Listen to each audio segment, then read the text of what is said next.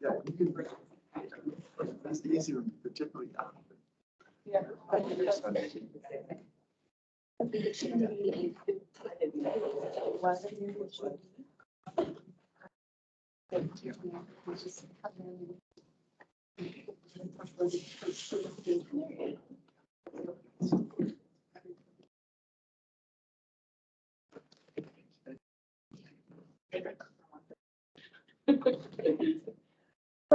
doing this.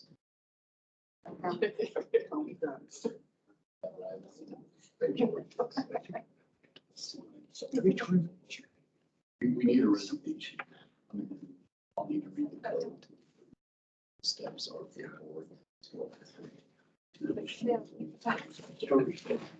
And Diane, if you want to, we're facing, if you want. So that you can be on camera. Okay. Yeah, I think you do on. Good morning, Mike. Morning. Morning. Oh,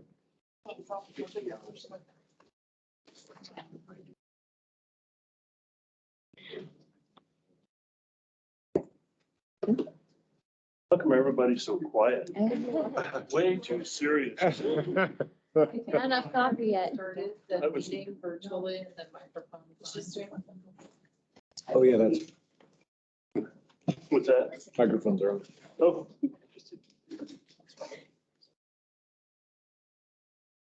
Whatever you say. It'll be- so I'm in charge of this show? Started. Yeah. So we are on the record. But you can open the meeting. Oh, I'm sorry, I'm late, you guys. I was actually down at the smoke shelter looking for 605. And I said, no, that's not here, so apologies for being late. We'll get started. As everybody knows, we have been working on a waterways management deal quite a few years now. Back in 4 or 5 years ago, when Gordon was on the board, we talked about trying to do some kind of setback for wake boats. There was a lot of issues with different uses of the lakes, motorized and non-motorized. Some lakes were getting, I guess you might say, abused more than others. We had a lot of folks interested from Worm Lake. We had a couple of guys or residents from that area there that actually fly in and land on that lake in an airplane, and they want to be able to continue things like that. So we decided to go ahead and authorize a waterways management plan. We've got studies going on. Everybody knows about it. So I think unless, I don't know if you guys have done introductions yet, nothing, okay? So we're gonna do that first. We'll start down at this end. If you could just state your name and what you're with. Christina Gacher with Logan Simpson. Bruce Meehan, Logan Simpson, principal in charge. I'm Diane Cushline. I'm a sub-consultant to Logan Simpson. And I'm Mel Hasbrook, Chairman of Valley County Commissioners. I'm not a PNC anymore. That's funny. Very top in Valley County. Colby Nielsen, McCall City Council. Mike Wachezek, McCall City Council. Bob Giles, Mayor McCall. Julie Thrower, McCall City Council. Alan Nelson, McCall City Council, and it's just a coincidence we all sat together. We planned it that way. Tony Moss, call PNC. Hi, Annette Spicker, McCall City Manager. Meredith Todd McCall, Assistant Planner. Michelle Greenevelt, Community and Economic Development Director. Cindy Herrick, Valley County Planning and Zoning Director. And in the back. I'm Sarah Porter, City of McCall, Deputy City Clerk. Morning, Douglas Miller, Valley County Clerk. Is there anyone else online? Teams. Bill Nichols, I'm the city attorney for the city of McCall. I'll be listening in. Judith Nasula, Mayor, City of Cascade, and I'm multitasking today, so I'm here. Brian Parker, City Planner for City of McCall. Okay, anyone else? Yeah, I'm Jennifer Zung with Harmony Design and Engineering. We're a sub-consultant with Logan Simpson, working on the environmental piece. Okay, is that all of them? If not, we'll move on down. Today, kind of the process of this meeting is to get everybody together, kind of see where we are with the study with Logan Simpson. Kind of get us up to date, what we're gonna need for future. And as a collaborative, I think we're all aware that we all are affected by how our lakes are managed, how we take good care of them. And so this is kind of just an update as far as I'm concerned, to kind of see where we are in the process. So, who's leading? That would be me. Yep, Okay, I'm happy to. so Bruce, we'll turn it over to you. Awesome. Well, I want to thank everyone for coming to another meeting here. That's awesome, and it's good to see some familiar faces. Extremely important project. You walk out the door, that's some of the first things that you see. It's our most important resources in Valley County. So I can't stress what a momentous moment this is for all of us. And I commend you for taking on this study from the beginning. So thank you, everyone. And thank you for all the volunteer and the time that people have spent on this one. If you want to just go back, I wanted just to hit the title a little bit, because I think it's important. This is the Waterways Master Plan. It's not about a single lake. It's not about Payette. It's not about Cascade. It's about all our waterways and how to make sure that they look the same as they did when you first remember them. And that's the most basic goal. But then the idea of sustainability, whatever your definition is of sustainability, we're in a changing environment with more people and so on.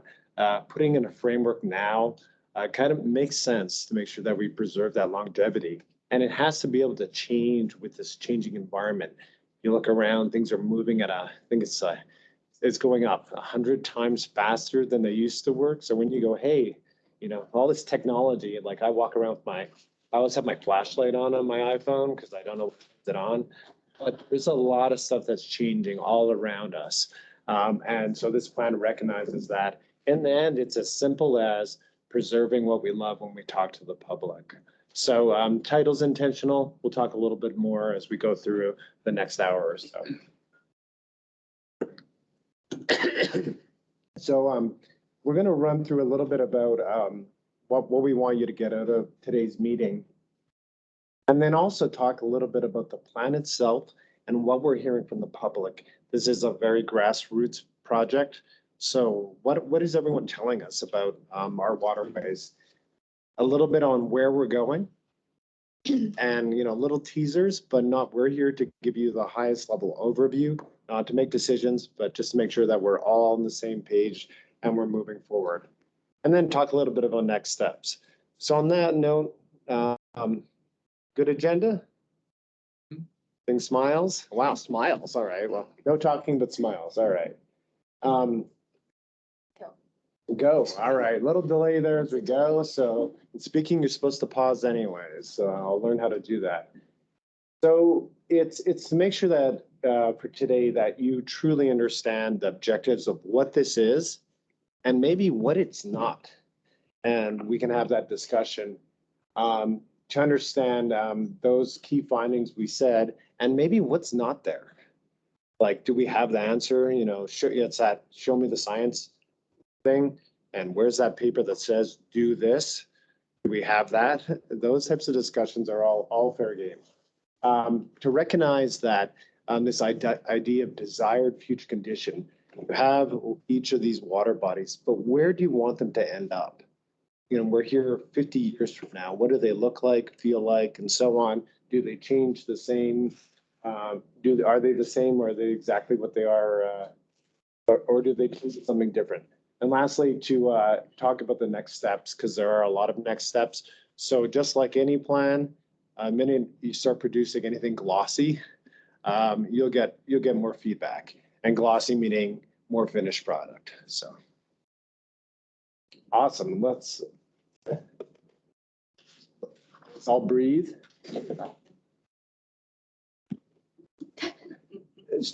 My screen is completely different. There we go. Little silences are great sometimes. So the idea of providing a framework for future decisions.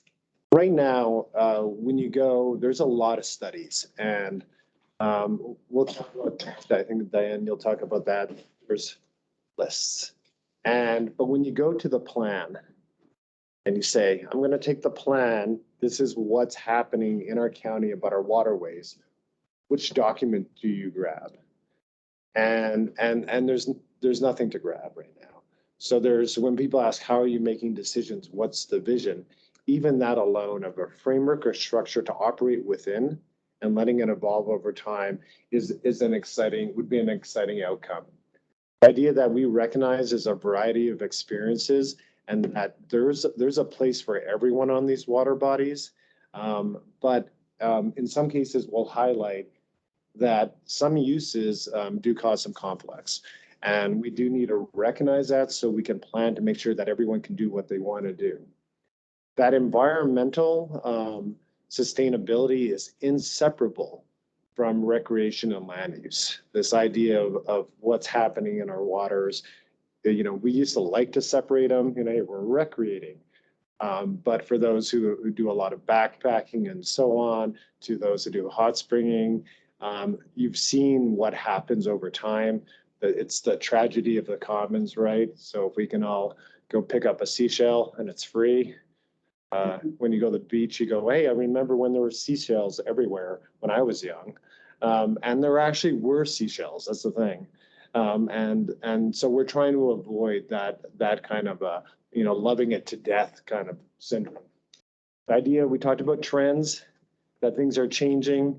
Just recently I was on new water vehicles that I've never seen before that are just emerging. And those are huge ones to trends on easier access to the water via things like paddleboarding and so on. Those trends are just skyrocketing, especially after COVID. But the question is, are they going to continue once people have discovered nature? We think so.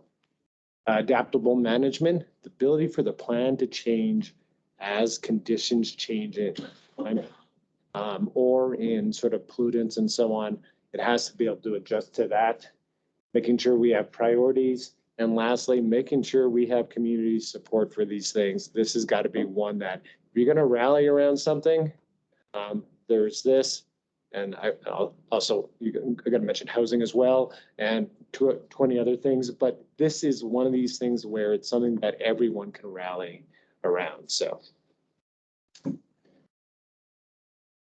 in terms of schedule, our schedule laps. It's not quite 2 years, but it covers 2 seasons, and that's important. The 2 seasons because the access to the water, even though water is melted right now, so it's a little bit early, but it's important that we get 2 seasons of data. Our first season was a little bit of the end of COVID component. So you're either seeing not the end of COVID, but the end of, one period of COVID.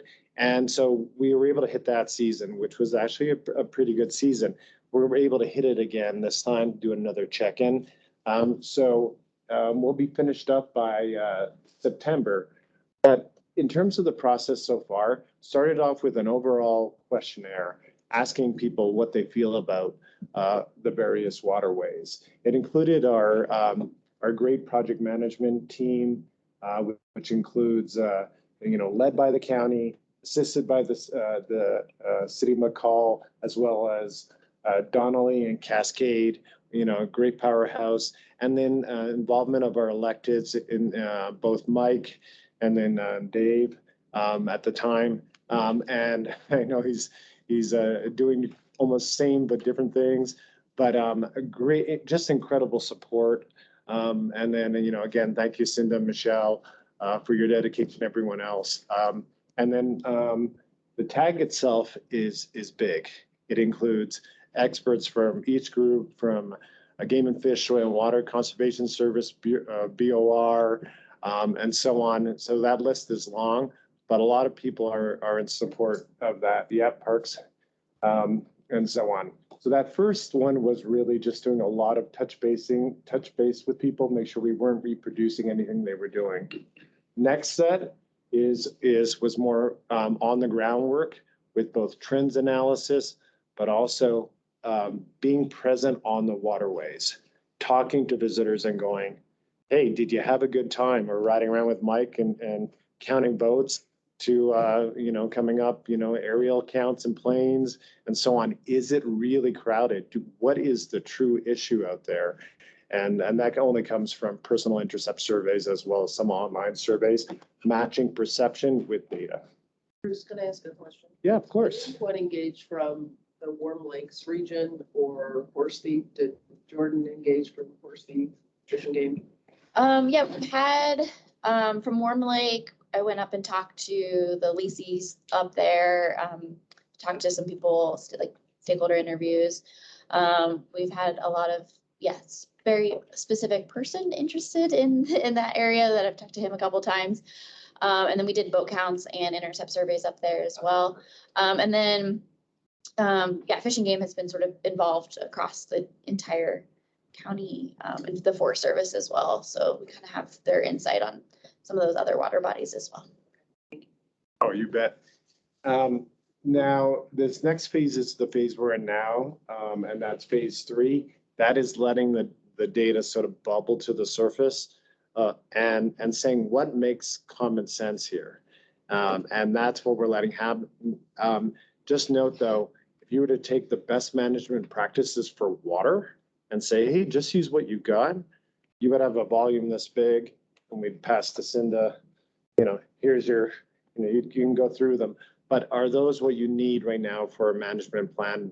Probably not, because they exist already. We want to make sure that we're giving you the top priorities. So that's what we're working on now. We'll have an additional tag meeting coming up. Last part of the plan is implementation. And that's making sure that this plan is, and it's an old planning term of don't sit on the shelf. This one won't be, because it will include indicators and monitoring. Make sure that there's always data coming in. So if things are getting better, let's celebrate. Things are getting worse, let's adapt and make sure that we can cover it. Awesome. Okay. So I'm going to turn it over to Christina. Yep. So what are we finding? We started off with reviewing existing county plans and regulations. A lot of the existing comp plans from McCall to Valley County establish the direction and the need for this plan, as well as state guidance directs, some of the motorized use activities, no wake zones. So we started out here. We definitely understand kind of what Elle was saying, that this is really important to the community, from recreation to drinking water sources, stuff that you guys, I don't need to tell you guys. The first visioning questionnaire we did was online, and we invited, it was sent out digitally through social media, through the Star News, through our survey or our listservs. And this first visioning survey was really to assess trends and perceptions, and also challenges across each of the waterways. So we had, it was actually pretty long, because you could separate your responses by waterway. So you could answer each of these questions by water. We got a lot of data through here. And we'll go into most of the discussion when we get to the waterways desired future condition. I'll bring up more of the results from this survey. But this graph here kind of just shows the darker green areas are highlighting, Big Payette Lake has a variety of uses, from paddle sports to beach access to swimming. So we want to take that into consideration. Where Cascade is a little bit more motorized focus, more fishing focus. And then you have the groupings of sort of the other waterways. We try to group the alpine lakes and then the river reaches together. And so that's how the plan is sort of structured as well. So you'll continue to see that throughout the plan. So we'll get more into the visioning survey when we talk about the exact waterways here in a second. But our next survey that we did in July and September of last year was the Intercept and Visitor Use Questionnaire. So we did, we had these signs out at different boat ramps, like most of the biggest boat ramps at Payette, Cascade, and Warm Lake. And you could either take the survey online, or we also had volunteers set up during boat count. So we had, at the same time, we had people on the water counting boats, and then we had people on the shore asking about their visitor experience that day when they got off the water. And we'll correlate those here in a second. But people could answer their questions at any time when there weren't volunteers out there. We had a QR code of these signs that were posted at the boat ramps. And so this really asked about your experience that day on crowded, how you felt about being there, what activities you did when you were there, and any other sort of overall questions about your experience. So what we heard a lot about, we are hearing about different people's visitor experience being different. Most of the time though, they're having an excellent experience. We did find that there is some crowding, about 83%, had a great overall experience at Paya, but we are seeing about 13% feeling extremely crowded at Paya, and then about 8% of the people that responded to these surveys at Cascade are feeling extreme crowding. So not a whole lot yet, but as Bruce mentioned, we want to continue to monitor this, and we're going to be doing this again this summer. We're going to do another series in July. We're going to ask our volunteers to help us out again and see if that trend continues, if it's different this year. And that may be one of our monitoring indicators for adaptive management in the future. So we're trying to correlate visitor experience to the number of boats on the water so that we can calculate carrying capacity. In this slide, I know those numbers are really small. You don't necessarily need to worry about the specific numbers at this point, but just wanted to point out that we did calculate different types of boaters. So we went out and calculated, at Paya and Leonard Long at Cascade, we went out and drove the entire length of Cascade one day and counted the different types of uses that we could see, from paddle sports to jet skis to wake surfers to pontoon boats. So we had a whole tally sheet through that process. So just sharing some of our methods here. And this slide shows the summary of those two surveys connected together. So we're really trying to start to analyze social carrying capacity here by correlating the number of observed boats at one time. So here's the total number of boats at one time, and this was for that specific day of the week. We did it on a Saturday, and then our low use was like the Wednesday morning. So we're using those as sort of our two extreme data points. And then when we had those Intercept surveys, people calculating or asking how they felt when they got off that water at the exact same time we were doing the boat counts, we can correlate how they were feeling with how many boats were on the water at that time. So during the low use time, there's maybe some crowding at Paya, not so much at Cascade. During the high use, we're definitely hearing that people are feeling crowded, but mostly in certain areas, the put-ins, the launch areas, those major zones like at Cascade, feeling crowded by jet skis where like the rentals are putting in, for example, is some of the anecdotal information I was hearing. And also associating that with user behavior. So there was a question on the Intercept survey if you felt unsafe by other users. And so we're able to see some of that information starting to emerge, that people aren't feeling too crowded, but they're feeling those pinch points at certain areas. The other part of carrying capacity that is correlated with the boats at one time is spatial carrying capacity. So there's a lot of surveys out there and a lot of studies that look at spatial carrying capacity, and that is how many boats can be on the water given the shape of the water, given the depth of the waterway, the types of vessels that are used. So you can see we have studies from across the country that recommend 4 to 40. So we are going to take a little bit more of a look at this as we move into those recommendations, because it really does depend on the types of vessels out there, the percent that are motorized versus non-motorized, how much of the lake is allowed to be motorized versus non-motorized. So that will factor into decisions of recommended boats on the water at one time.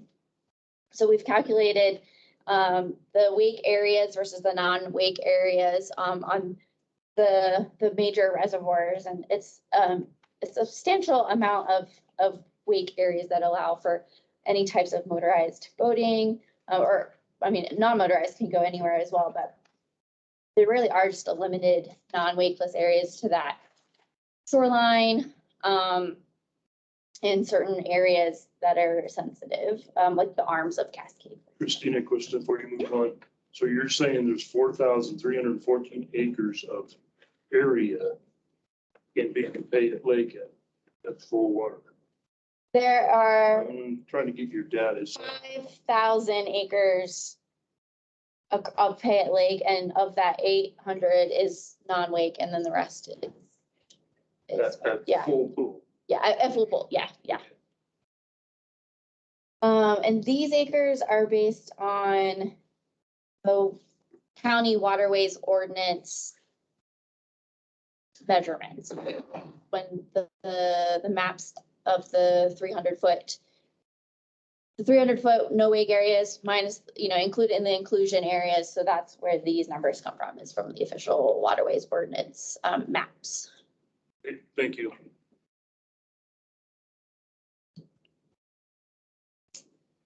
The last piece of data collection that we did was talk to some stakeholders. We talked to recreation businesses, like I mentioned, the Forest Service lessees up at Warm Lake, the rental companies, for example. And what we're hearing from them is they're seeing definitely an increase in business due to just numbers of visitation, population growth. They're seeing a lot of people coming up from the Treasure Valley, but also a lot more people here in the county renting and wanting to utilize those services, buying boats, jet skis, those types of things.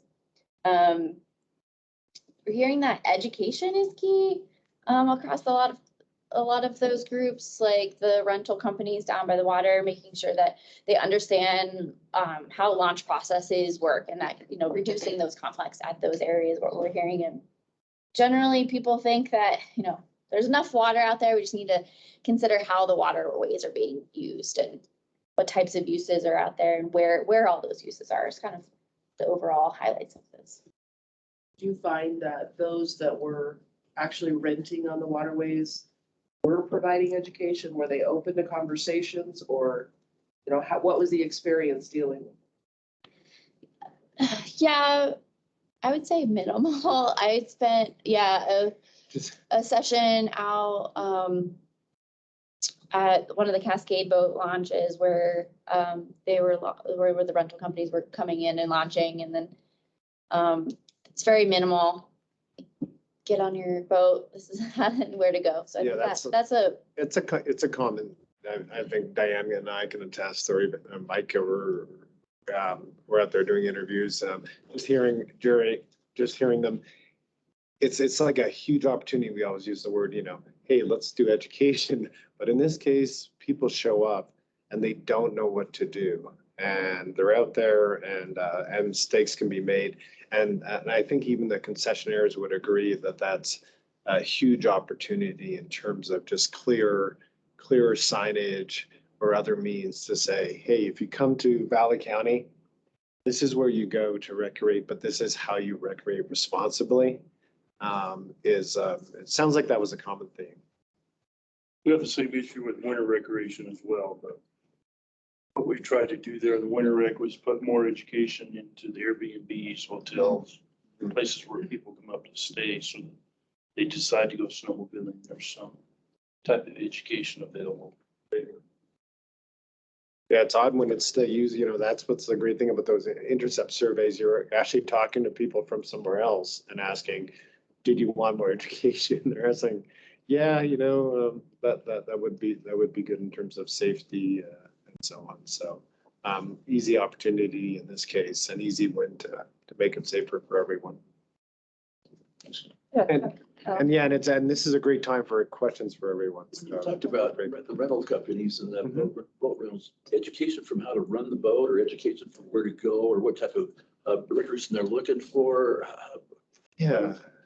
Bring that back into perspective. Yeah, and we can all probably speak to our interviews, and then we actually have filled out forms on that, but everyone sort of clicked out more education, but what does that mean? So for them, for many people, it's how to access which waterway do I go to? Because they're driven a lot to, I'm used to going to Payette every time. And then it's how do I sort of operate around what's a wakeless zone, what's not a wakeless zone, how to operate responsibly.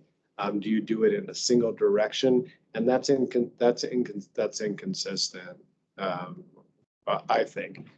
Diane, what was your experience when? Yeah, no, similar. I think the concessionaires that I talked to were looking for a more collaborative approach to education, that they felt they were doing it to some extent, but they were looking for a broader commitment from the public agencies as well. So I think there's some work to be done there in terms of exploring what that really means. Is there any kind of education provided by the Valley County sheriffs if they're down there having to be on the boat ramp about what you can and can't do? There's A lot of education.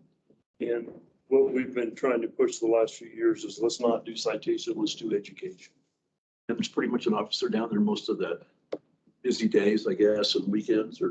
It depends on all kinds of things, like everybody else, staffing. But we try to run at least 2 or 3 on Payette and that many or more on Cascade. Cindy might know this. We used to run a jet ski out on Warm Lake, but I don't know if they have that ability anymore. I think that machine quit us. Warm Lake and Horsey are kind of. And they're not there at launch. I mean, we could do something, there is some state waterway funds where we could actually do a QR code at a sign and actually put a whole education piece behind it where people are actually launching. My concern about that, and I think it's a great idea, but how many people take their cell phone boating or swimming? How many people are gonna have their phone to get that QR code off that sign and they go out? Or know how to use They probably all do, but even I wouldn't. Just stream their music stuff. Well, and then do they know how to use the QR code?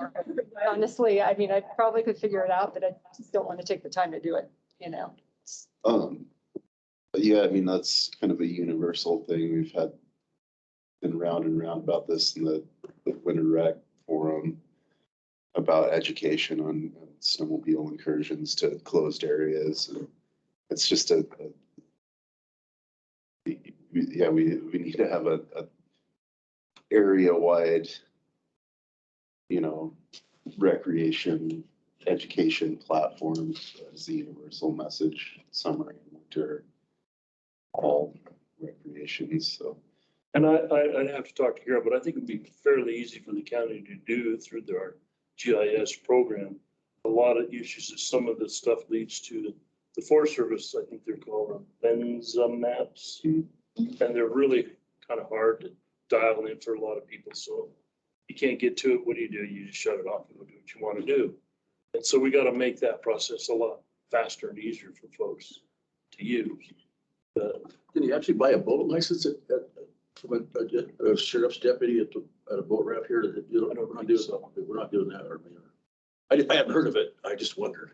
Do you know? I've done it. No. I don't think so. No. A boat license? You mean like Going to the ramp and you can buy your actual Idaho boat stickers there. Oh. All good ideas for the future.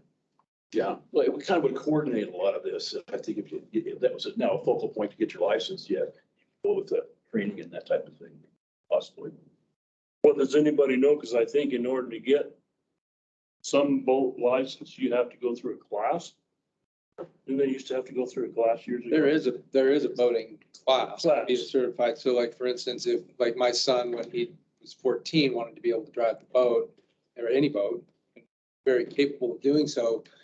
But based on our ordinance, couldn't do it. Need to be 16, right? So, or have an 18-year-old with you.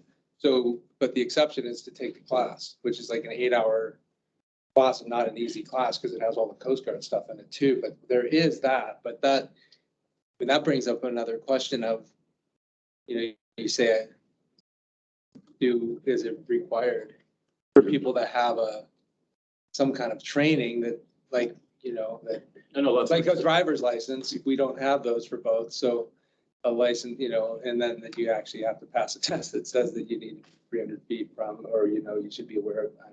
That's an interesting question. Been a lot of 37-year-olds that can't drive a boat very well. Yeah. So Christina, do you know, were Marine deputies, did they provide input for the surveys? Yeah, I have all of their violation records as well. So they provide me with all their data on like what they're like writing tickets for.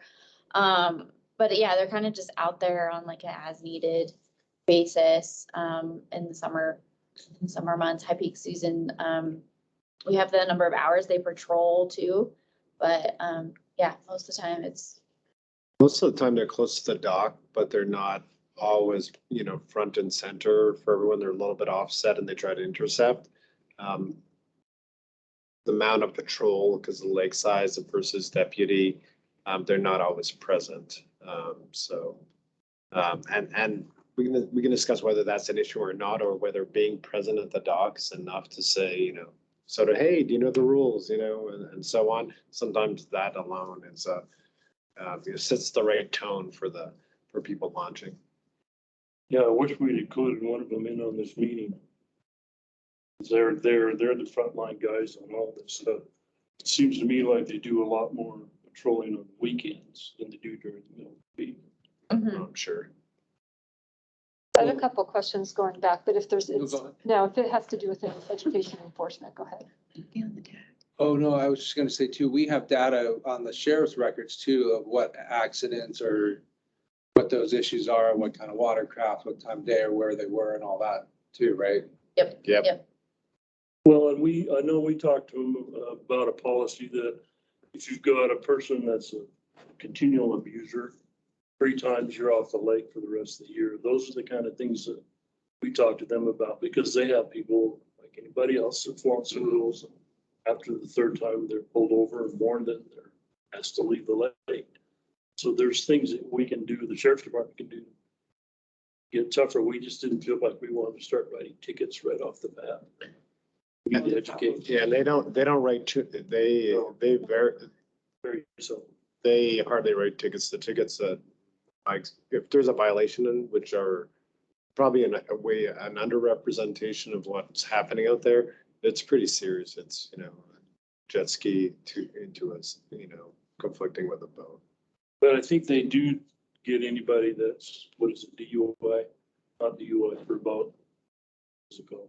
OUI? OUI, operating under influence or something like that. They have written some of those for safety reasons, but they've been pretty flexible about it. And I think it's important for everybody to understand that Waterways, all the boats, a lot of that stuff is funded through the Coast Guard. And there's a lot of money in that. And we've looked at trying to use that the best we can over the years. But there again, you've got to have something for that deputy to do in the wintertime. You got to have the funds, and, you know, to work to that staffing and buy that boats. There's, you know, they buy the parts and pieces, but we got to supply the labor, and that's where the challenge comes in.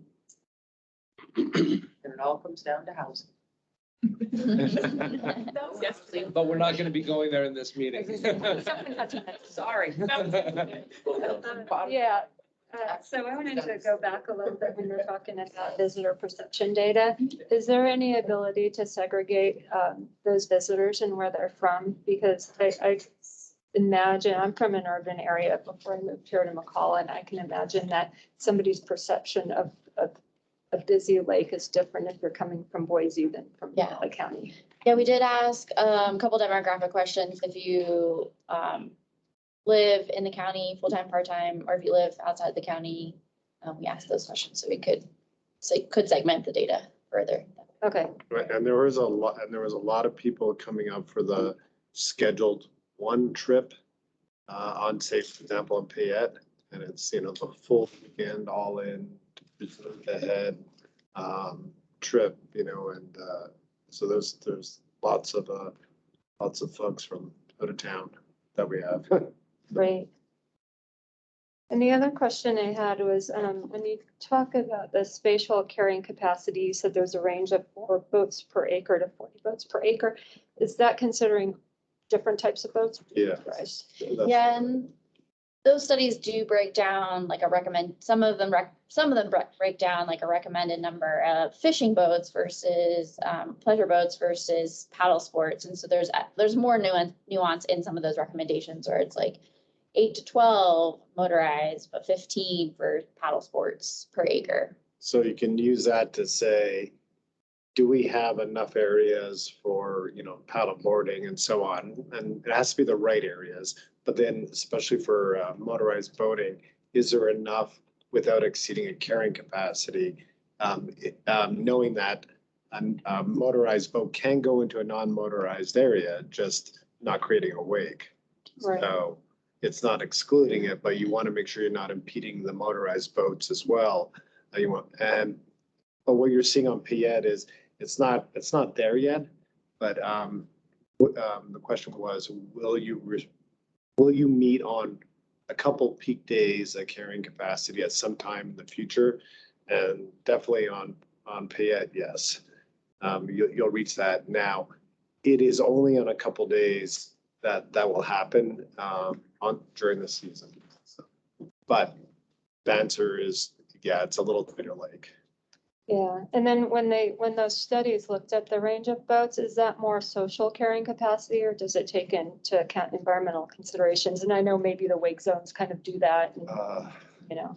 The big question that's social carrying capacity. However, it can be considered a win-win is how we're viewing it is, irrespective of what that distance is, that wakeless zones provide a buffer for natural resource islands, for beaches, for that wave to reduce where there is potential erosion, because you can get closer to areas where there is hard surfaces and that wave dissipates, and so on against something. So it does sort of kills two birds with one stone, yeah. Yeah, and do any of them consider like hydrocarbon? No. And we're probably not there with like Payette, but you know, with Tahoe, of course, you know, that was. Right. Water, how fast the water recharges in the lake and everything versus. How much. Right, indirectly, it gets to that. And then the other component is also for motorized boats. They like a nice, you know, some place to roll up on that's quiet as well, but it indirectly helps that. And that's how we're sort of dealing with that. And the question is on the science, and Diane's about to go into a little bit more on that is are we going to get that definitive answer and so on about, you know, 1-to-1 of how many boats cause this much and so on. And there's a lot of factors, a lot of studies point to, yes, there is some correlation, but to make that direct link, you could be in academia for a long time studying that. Yeah, I understand. And I'm just thinking about, you know, if we have future trends where boat use is going to increase, we don't want to, you know, it's sort of that we want to not get to that point where we need to do something because our water quality has been degraded. Exactly. That's that, so. Well, I think it's important to kind of see how this got started.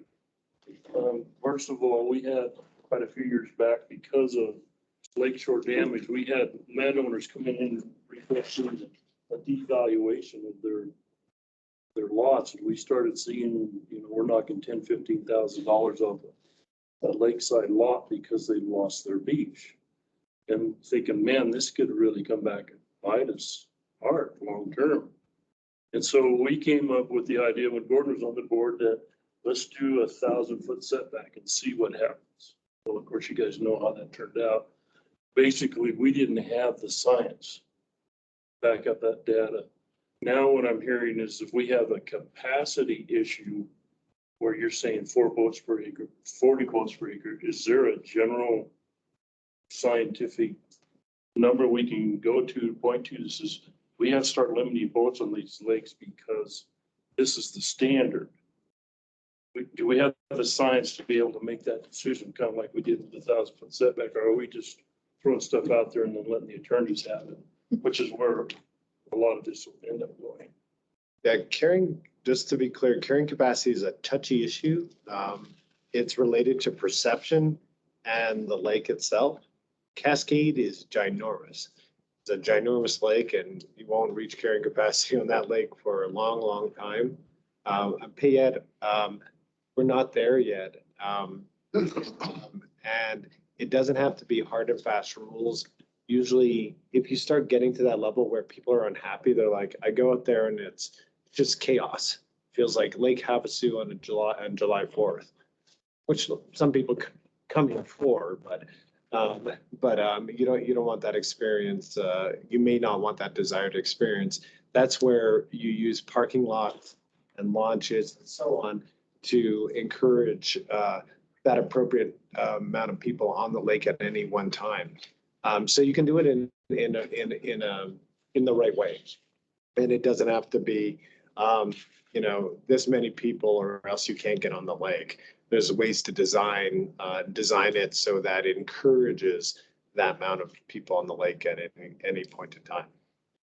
And right now, we're at a halfway point. So you've got, I mean, this year is an entirely different study. So I'm interested to see at the end of the study. Because last year we were still dealing with COVID effects. Right. And so this year is going to be a totally different experience. Hopefully. We'll see. And we'll see how that changes data. I just had one other question. I'm not going to beat this to the ground and I'm taking up a lot of time, but when you say 40 boats per acre and 4 boats per acre, is that some formula you came up with at some other lake, or because there's a lot of situations where 40 would be, that would probably be unreasonably high. And all the people that come up here, they put their boats in the water and they go to put the boat at their dock. And how would you even be able to stop them at 40 or at any given time? It seems like that's that would the science of that whole thing sounds. Yeah, that's a compilation of about 8 different studies that we looked at that have that big of a range, all the way from some of the more urban reservoirs in the Denver area to some of the more natural reservoirs up in Wisconsin. So it was a compilation of all those studies that's just their studies that they did on their specific waterways ranged that far in all of those studies. So those are that's the breadth of recommendations that are sort of out there when those studies have been done on other reservoirs. So it was kind of just setting up the fact that we need to study this because there is no National Boating Association, National Waterways recommended X. It's really based on the types of uses that are on that waterway, the perceptions and the desires of the community based on, how the waterway can absorb boats, but also how people feel, how the facilities operate, it really will be looking at a range. And that range isn't as big as, it's depending on watercraft. So that range is actually smaller by each type of watercraft. So when you're talking about what a paddleboarder wants versus what a motorized wants, it's smaller. But this study won't be driven by carrying capacity. Carrying capacity is a bit of a rabbit hole. It's almost like, is it 300 feet or 350? It's a bit of a rabbit hole. It's a good benchmark, though, to say, like Christina's saying, generally, this is where we're kind of shooting, for maybe it's 10 years from now. And this is how people are feeling. And you're looking at the two as you go. And then that's where those things come aligned and you go, okay, that's generally where we want to end up in 10 or 20 years. So some of this is a little bit long-term planning, putting the structure in now so you don't have anybody mad in the future. So I'm looking at, you said that Lake Cascade's ginormous. I'm looking at the data points on both of them. And to me, it looks like Cascade is as congested as Payette, and we have a new marina planned on Cascade. So that's, I'm curious about those data. So if we can pull that apart a little bit more, that would be very helpful. Then Lila, you've had your hand raised. I want to know if Diane's discussion about water quality and environmental impacts, well, as Julie mentioned, the hydrocarbons and that top millimeter of surface pollution as it relates to carrying capacity. So are there any issues about amount of motorized boats? To swimmers' perception is, I don't want to swim here because I see the film on the top of the water in certain areas. So when does that aspect of pollution versus, say, basic species versus plant life, that actually top millimeter? And maybe I thought Diane might. Yeah, I'm happy, Diane, to take It's that. not my area of expertise. Yeah, maybe she can weigh in, but yeah, let's go ahead and jump into that section on the current trends report, and then we can move, well, the Yeah. last slide is Yeah, on the. last slide on this section we're talking Okay. about that a little bit. Yeah, so the current trends report was one of our work efforts, and it's really a foundational piece because it's bringing together all the data that's out there. And as you know, our charge was not to go and do any original research or data. So we've collected, and you've already heard a lot of the data that's been collected, and we've used that to, we've evaluated it, we've synthesized it, we've organized it, but it gives us good information about what's there now. And it also is informative in terms of creating our vision of where we want to be, and also in looking at and evaluating recommendations of how to get to that vision. So we've organized the data into 3 subject areas: recreation, land use, and environment. And obviously in this conversation, you've already seen they're very interconnected and interlocked. So it's hard to categorize them and channel them, but we've tried to do that. So if you want to go to the next slide, we looked at case studies, policies, plans from around the state and actually outside of the state. And then we also looked at very localized research and work that's already been done over the years. And those of you who've been around, you know, there's been tons and tons of research done. So we looked at all of that, and this is just a snapshot of some of those reports. In the report, we've got a spreadsheet, which is a long, lengthy list of all of the data that we collected with links to where that sources can be found. And there's some really good, I mean, from a land use planner, there's some really good model ordinances out there in other states. There's a lot of states that require shoreline protection, and they have a special overlay provisions. So there's a lot, we don't have to reinvent. You know, we certainly want to create something that's unique to our area, but there's certainly a lot of good examples out there to source from.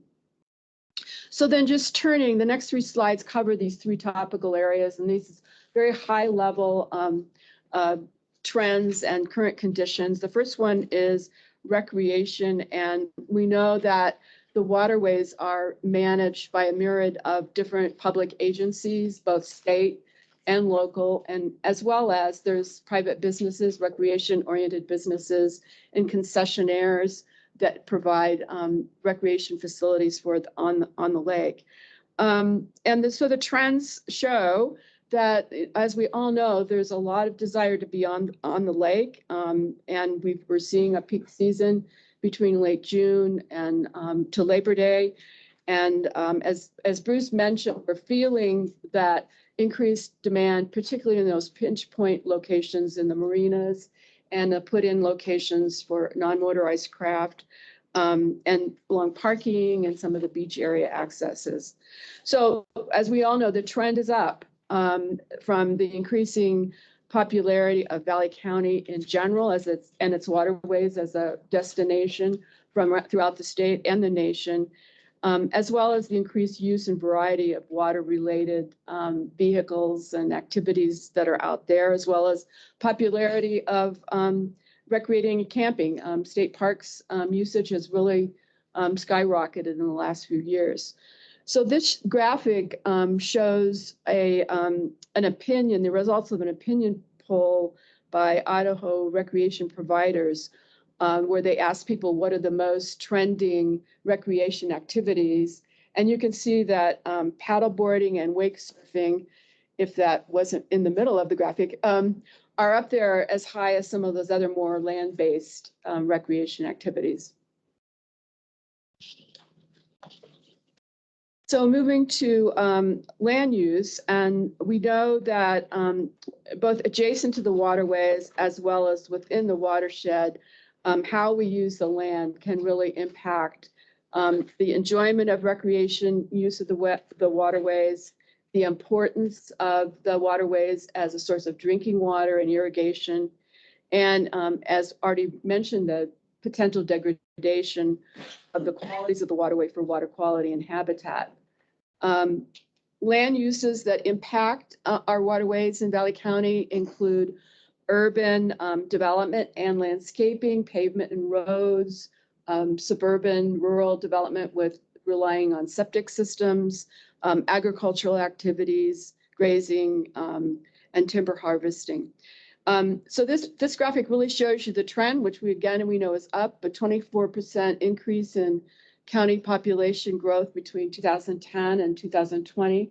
And then those two bottom graphs, one shows building permits just in Valley County, unincorporated Valley County and McCall, just the total number of residential building permits. And you can see, particularly in the last couple of years, how those have really escalated over time. And then the other graph is of shoreline permits in the McCall area, both the city and the area of city impact, the shoreline permits that have been issued both for new and additions for buildings. So there's a real desire to be around the shoreline, and we're seeing that. And then the last slide is natural resources, which I'm the least competent of this whole group to speak to. And hopefully Jen can answer questions if you have any, but I think we all recognize that there's an increase in algae bloom, particularly in Cascade, which has become more and more prevalent. And the lakes all are impacted just to a certain level from phosphorus. While it's natural, it increases through the contributions of fertilizer, erosion, wastewater, and grazing. And, boating activity has some effect on the natural conditions of the waterways. We just know that it's either from turbidity and disruption of sediment or erosion along the shorelines. What that level is, what's acceptable is part of our ongoing research. So Jen, did you want to add anything, any questions for Jen? Because she's the expert over in Driggs, and hopefully she can help us out. You did a great job summarizing all that, so I don't think I have anything to add, but there was a question earlier about fuels, I think, and kind of intertwined with people's perception and the actual impact to the environment. Was that the question? Yes. Something like that, yeah. So, that is a concern. It's not as much of a concern as some of these other things that we've been talking about as far as algae blooms and just as far as boats and their effect on the environment. I think a bigger effect is from the turbulence caused by wakes and other things, because the studies have shown that in general, actually the pollution from fuel and leakage and things like that are actually, and compared to the size of the lakes and the volume, there's a little bit of dilution happening. So as far as, because the amounts that are there are small compared to the volume of the water. And also hydrocarbons tend to be volatile and quickly disperse. So environmentally, it's not as much, but a perception, as you were saying, if someone sees a sheen on the lake and you see more of that because of the boats, that's kind of a different kind of getting into kind of the carry capacity issues that we were talking about before. I will add that the fuel additives have been detected, studies have shown in some lakes, and that can be over a longer term and be more of an impact for any lakes such as Payette that's used as a drinking water supply as well. So are those being found in Payette Lake yet? Or just? I don't believe, these are just like other studies that have looked at the impact of fuels and that type of pollution from lakes and other locations. I don't know that they've been found in Payette Lake. Jen, I have a question for you, because I know back in the 90s when we were at the basin advisory groups and all the WAGs and Clean Water Act, That's when they went away from 2-cycle boat motors to 4-stroke boat motors, and a lot of those issues went away. Yeah, yeah, I was gonna say, that's one of the solutions is to continue with that trend, and that does help, yeah. Well, and part of that discussion back then too was the county, or not the county, the group, the Waterways group talked about phosphate fertilizer, ammonia phosphate, ammonia sulfate, urea, which is pure nitrogen. And they wanted to limit phosphate soaps, phosphate laundry soaps, all that kind of stuff. It never happened because industry came in and really kicked the door on that one. But I think that's something that this group could certainly talk about again. I know there's probably more fertilizer put on lawns than there is on farms. And so when you think of fertilizers, don't just think of the farmers, because a lot of the farmers have already changed to a urea-based fertilizer, which doesn't have phosphorus in it. And the last issue that I really have to bring up, because I'm a cow guy, is we found out that the phosphorus is in the grass. It's not in the cow. So if you don't graze that grass off, it grows up and dies and falls over and then washes into the stream through natural runoff in the spring. So it's not the cow that's contributing to the phosphorus load. In fact, the cow is actually pulling some of that phosphorus out of that feed to grow muscle and bone. So in a way, they're kind of helping the problem. The issue is the amount of grass around all the lakes, in the timber, up high, wherever, that's not grazed, dies and falls over and decomposes. And that's how some of that was contributing to the phosphorus load. So keep that in mind too. I think there's a misconception that the cows are the problem, and it's more grazing management. And in Cascade, honestly, a lot of that is the Forest Service practices, their permits. There's not too much private ground left right up next to the lake. So there's another area that we can maybe have impact on, some of those grazing plants that they're putting out. There was a water quality study being done by the graduate student at the University of Idaho. How is that incorporated in your? Yeah, well, unfortunately, it didn't get finished. I talked to the advisor actually just this week. That student did not return for a second field season. And the advisor hasn't been able to finish that study. They only collected one season of field data. And So do you know, is he gonna try to find somebody else? he's been trying, yeah, to find Okay. someone else. He actually mentioned that there's a new student coming online. It's the first I've heard of that. Yeah. Yeah, so what, it won't be a driver. It won't be a driver in this. And even talking to them, I don't know if their results, yeah, I don't know if their results would have been conclusive, or theoretical. We don't know where she was going with it. So again, I think Jen's a better resource in this case on doing peer reviews of papers of, is there a linkage? And what are the factors that could sort of exacerbate the issue? And then Jen will be able to provide that. It's never going to be a one-to-one answer. It's going to be this contributes to this. And we'll talk a little bit more when we get down to this adaptive management about how we can sort of manage this maybe collectively. And I can provide a little bit more context to that study because I was reviewing it while I was a student at Moss, belonging to the water quality project. And it wasn't focused on the actual chemical qualities of the water itself. It was a full lake satellite study using like little target pingers to see how erosion was caused by different wake levels in the lake itself and the water lapping up against the edge, comparing it to the turbidity, so the clarity of the water in various locations routinely checked throughout the study. And it would have taken multiple seasons to complete. And from when I was reviewing it, it was all such minimal unstudied data where nothing could be considered conclusive without repeating it over and over again at various freshwater locations. So it was a very early form of studying the physics of water in giant bathtub itself. But it wasn't too focused on the chemical qualities of the water.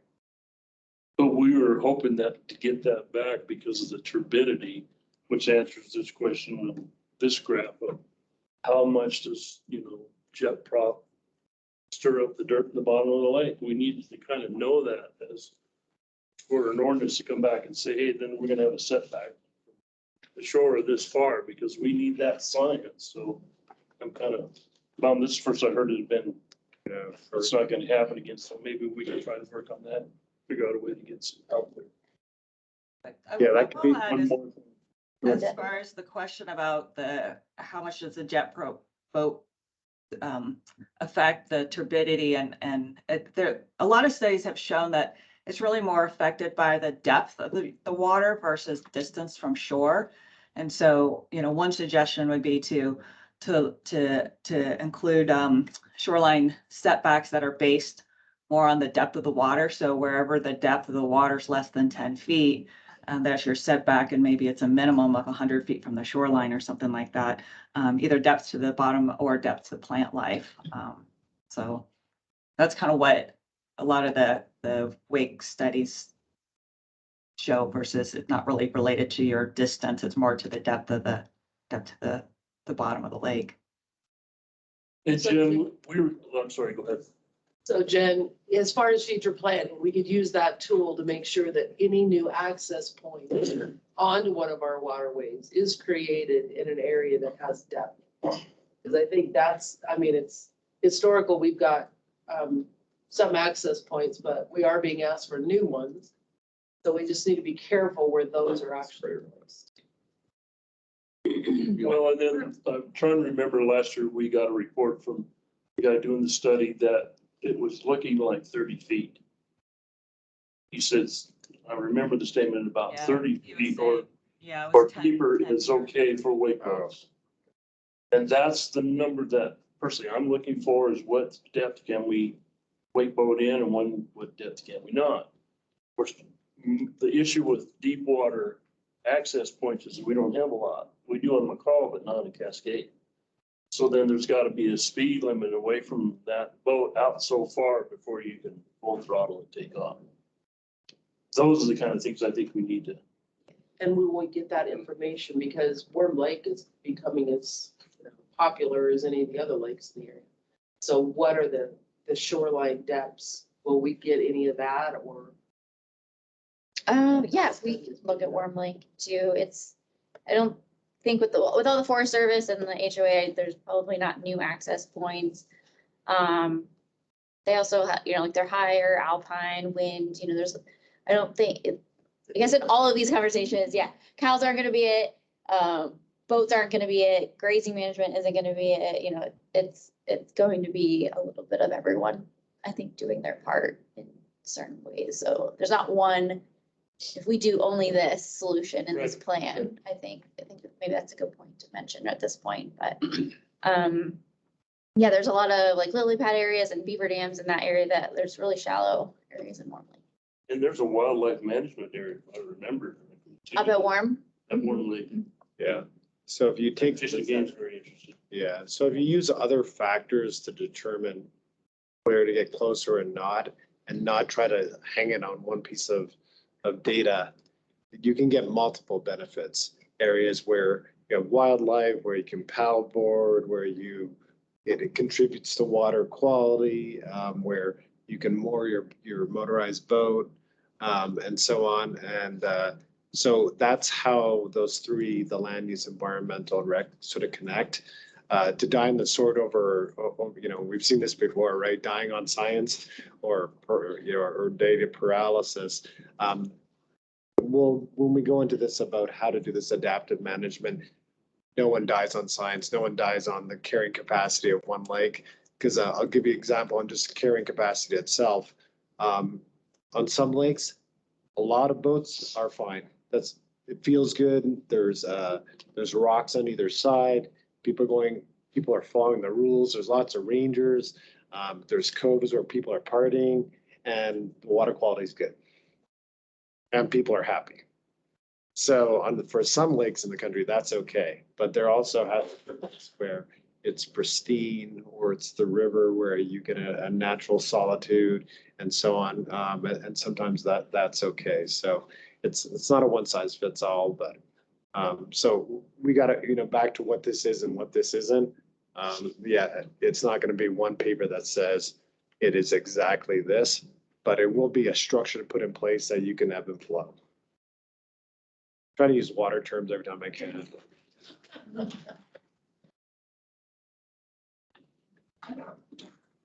We haven't heard any questions from online, but I guess we're gonna get that. Just a time check.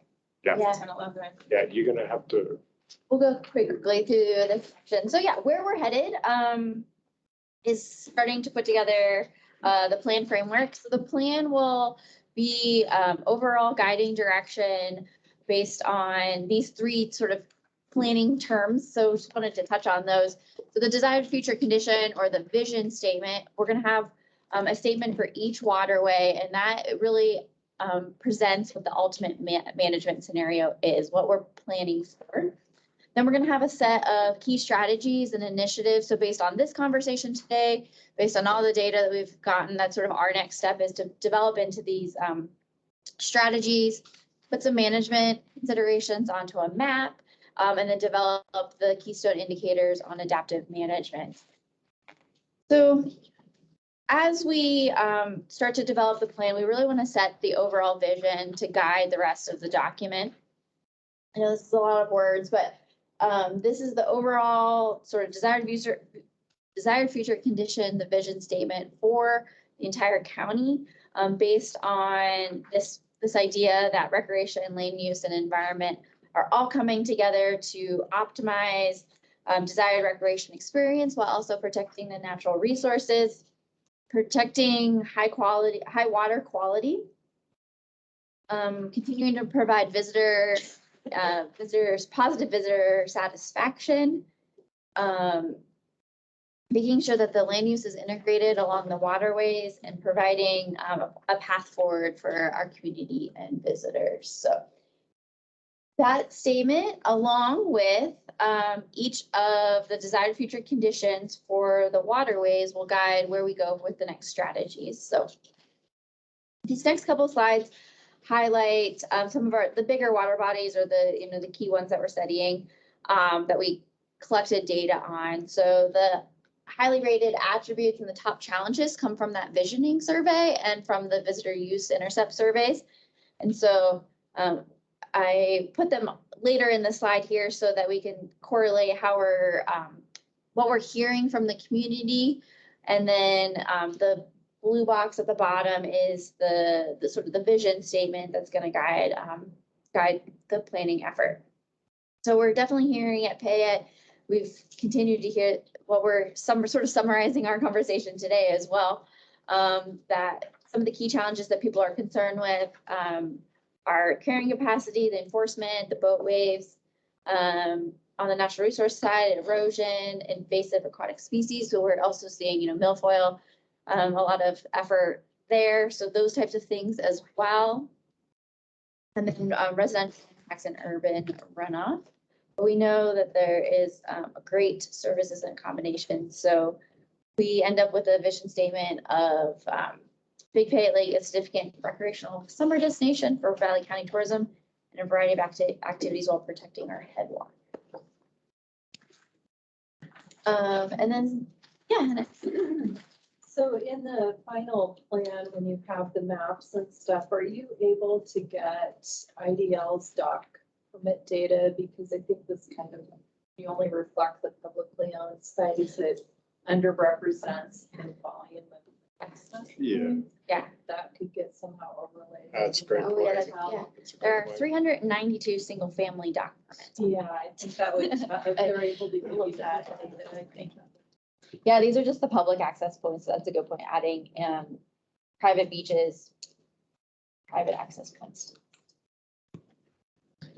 It looks inaccessible from here, right? Right. Or maybe, yeah, putting on like the aerials too would be different. Doesn't it just take in consideration the conditions of the docks? We have, A lot yeah, of- we weren't evaluating like each of the docks. A So lot of pretty badly maintained docks out there that are causing pollution situations. I assume that that's part of it. Huh. Yeah, that hasn't come up actually. You're the first mention it, so we'll take note of that. Been an ongoing challenge for the city. I did hear, yeah, yesterday I was Yeah. meeting with Kurt and, know that docks get cut loose and Yeah, pieces of dogs or entire dogs? Yeah. We know public dogs. Just styrofoam or parent logs, yeah. Or the state park. Yeah. Well, Sometimes you get a great swimming platform in the middle of the lakes. Yeah. it's a new recreation experience. Side over there, dead dock big that has, you can go over and get one if you want, yeah. For Cascade, we're definitely, yeah, hearing more about nutrients and just the amount of recreation growth there. Definitely a larger variety of land uses adjacent, some growing subdivisions on both the north and the south ends. So the Lake Cascade is definitely used for irrigation, is it's one of its primary uses. So important to keep that in mind as well. We want to maintain enhanced water quality by fostering an emerging outdoor recreation industry. Have you guys Not talked, public Jordan health. Messmer, Fish and Game has a new proposal. Has he talked to you about that and sent that to you? A new proposal, To Where? alleviate the algae blooms, and it actually impacts both Payette and Cascade. So if Oh, you guys haven't talked to him, I'd really like to include his ideas around this, because it will change a lot of this. Not on his tag. yeah, we have a tag meeting next month in May, but so yeah, but I could ask him before that ahead of time. If he would come and present, it would be great, because You bet. funding, the problem is gonna be funding, but it is a resolution for some of the algae blooms. Oh, that'd be interesting. It'll be very interesting. And that's an educational tool too, because we've been already asked this year, well, the boaters should get first right to the water on Cascade Lake. It just cracks me up. It's like, it's not a lake, it's a reservoir. It's built by the farmers for like irrigation purposes. So educating people what really that is and is not, it's a tool. Yeah. Yeah, that's And not, it's one piece of an entire system on like how water moves through that reservoir is a big piece in the entire county. So What was how the water kind level. of the over high level on the proposal? So Jordan has an idea on the way to change the source water for the irrigation canals. So basically, when Goldport comes down, it is diverted into the irrigation canals. And then very small amounts of cold water actually comes into the lake. So he has a system where you would actually get all of it coming into the lake, pumping the warm water off the top and pushing it back toward the irrigation ditches. But the pumping cost per year is about $80,000 to do it. So we've reached out to Crapo's office and some water management agencies in Idaho to see if we could help alleviate those costs. But Payette's the same situation. Payette's irrigation source is coming from the bottom of the lake, which is the cold water. And if you took it from the top of the lake, it would change the temperature in the river also, and create a better river environment. Or maybe theirs comes off the top and wants to change it to the bottom. But it's all about point source for those irrigation systems. So it wouldn't matter to the farmers as far as whether the water was. Unless they get stuck paying the $80,000 bill. No, but, as a community, maybe everybody can come together and find that, or the state. They have- Well, like Goldfork and Mudcrest are one of the big contributors. So that would literally eliminate one of the arms that's contributing to the warm water. The algae. And he's got it both for the Boulder Creek coming into it also. If you take money or water out of Little Payette instead of Big Payette or something. I haven't gotten all the way into it, but it needs to be included in the study because it would give us the tool to try and go after the financial resources to help. and we'll have Jen reach out to him. And, But he is part of the technical advisory. Yes, yeah, he he'll be is- in our meeting on. But this sounds like a longer conversation that we might have to have before the tag. Yeah. So, but you're I right. was just kind of curious about the general concept. Yeah, it's interesting. Thanks, Sherry. Warm Lake, definitely seeing a lot of the similar issues, yeah. This is, while definitely a smaller scale, sort of a growing area. So continuing to make sure that Warm Lake stays a minimally developed recreation experience within a national forest environment is important. For the river reaches, we're definitely seeing an increase in use. Back to that, recreating responsibly with, trash and waste and streamside management. So we are looking at, north of Cascade and just below Cascade, mostly non-motorized areas, but some motorized use is allowed south of Cascade as well. So making sure that we have a right amount of recreation facilities there to manage that increase in use, education. Christina, I have a quick question on, because this happened, I think, last year and the year before. We had 3 guys on jet boats launched at Smith's Ferry come through up to Camargo Bridge. Do we have authority over that kind of activity? Yeah, I think by the Waterways ordinance. States where the motorized can start and stop. Yeah, and we won't be recommending motorized, just in pure conflict, right off and environmental resources. That's where you won't see that changed, and that's the benefit of the plan, is just getting this able to, that will say that shouldn't happen. I'm forgetting the language in the Waterways ordinance that we put back into place that, it isn't in the ordinance, no motorized all the way from, at least from Cascade to the headwaters. I'm forgetting. I think it I is, think that from Cascade, but this would be Cascade So South. down Cascade downstream, we don't. Yeah, it is motorized allowed. And we haven't even talked about Camargo, which is another nightmare in the summer months. And, this gets back to some of the questions you were talking about, is I think some of this stuff is gonna have to self-regulate it. So if people pull up there and go, there's no place to park, there's no place to turn around, let's go somewhere else.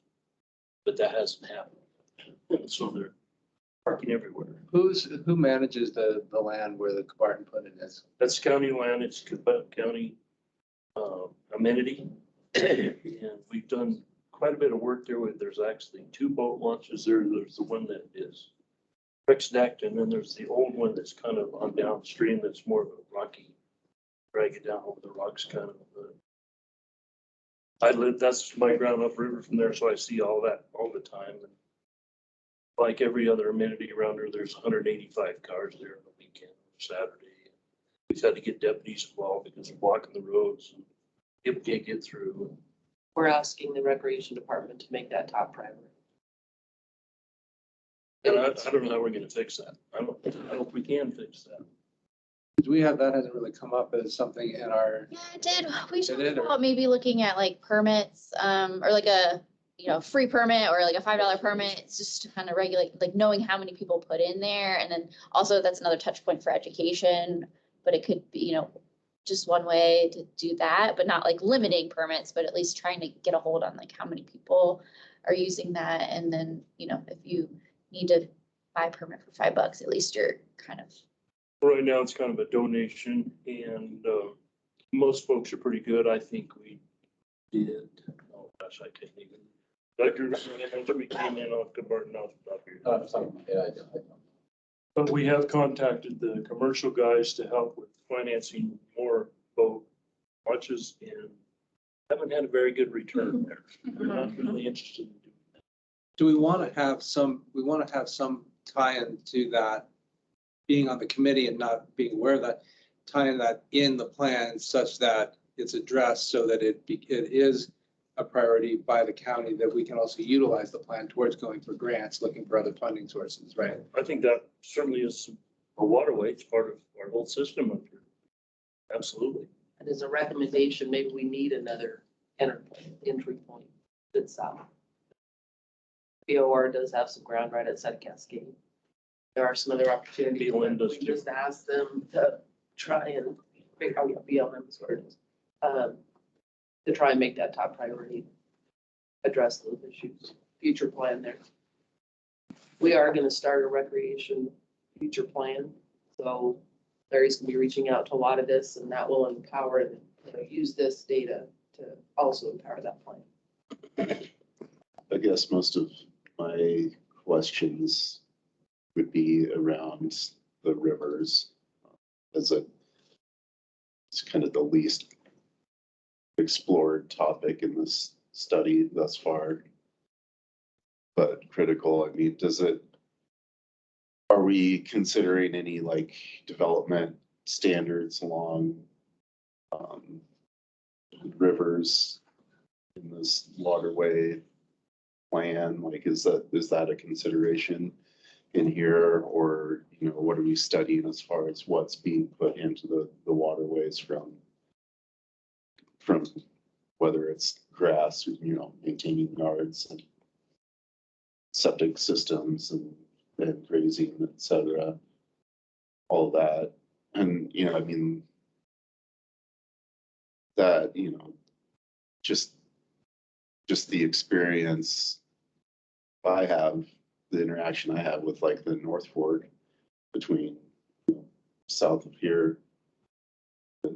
I pulled a 22-inch rainbow out of Sheep Bridge, the other day, a couple weeks ago.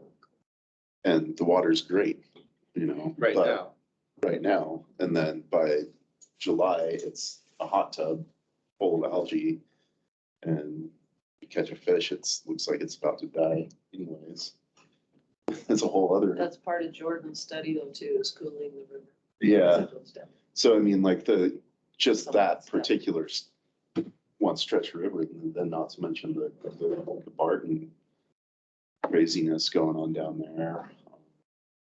It's be interesting to look into, Warm Lake's tied into it. That runs into the South Fork of the Salmon, which is not called out anywhere in this. And I think that's a very valuable waterway for our county too, even though it doesn't feed into the same drainage, irrigation, drinking water system, but it is pretty valuable resource in our county if you consider like development standards along waterways in the valley and in the mountains up in Yellow Pine, everywhere there's private along these waterways. I think it seems to be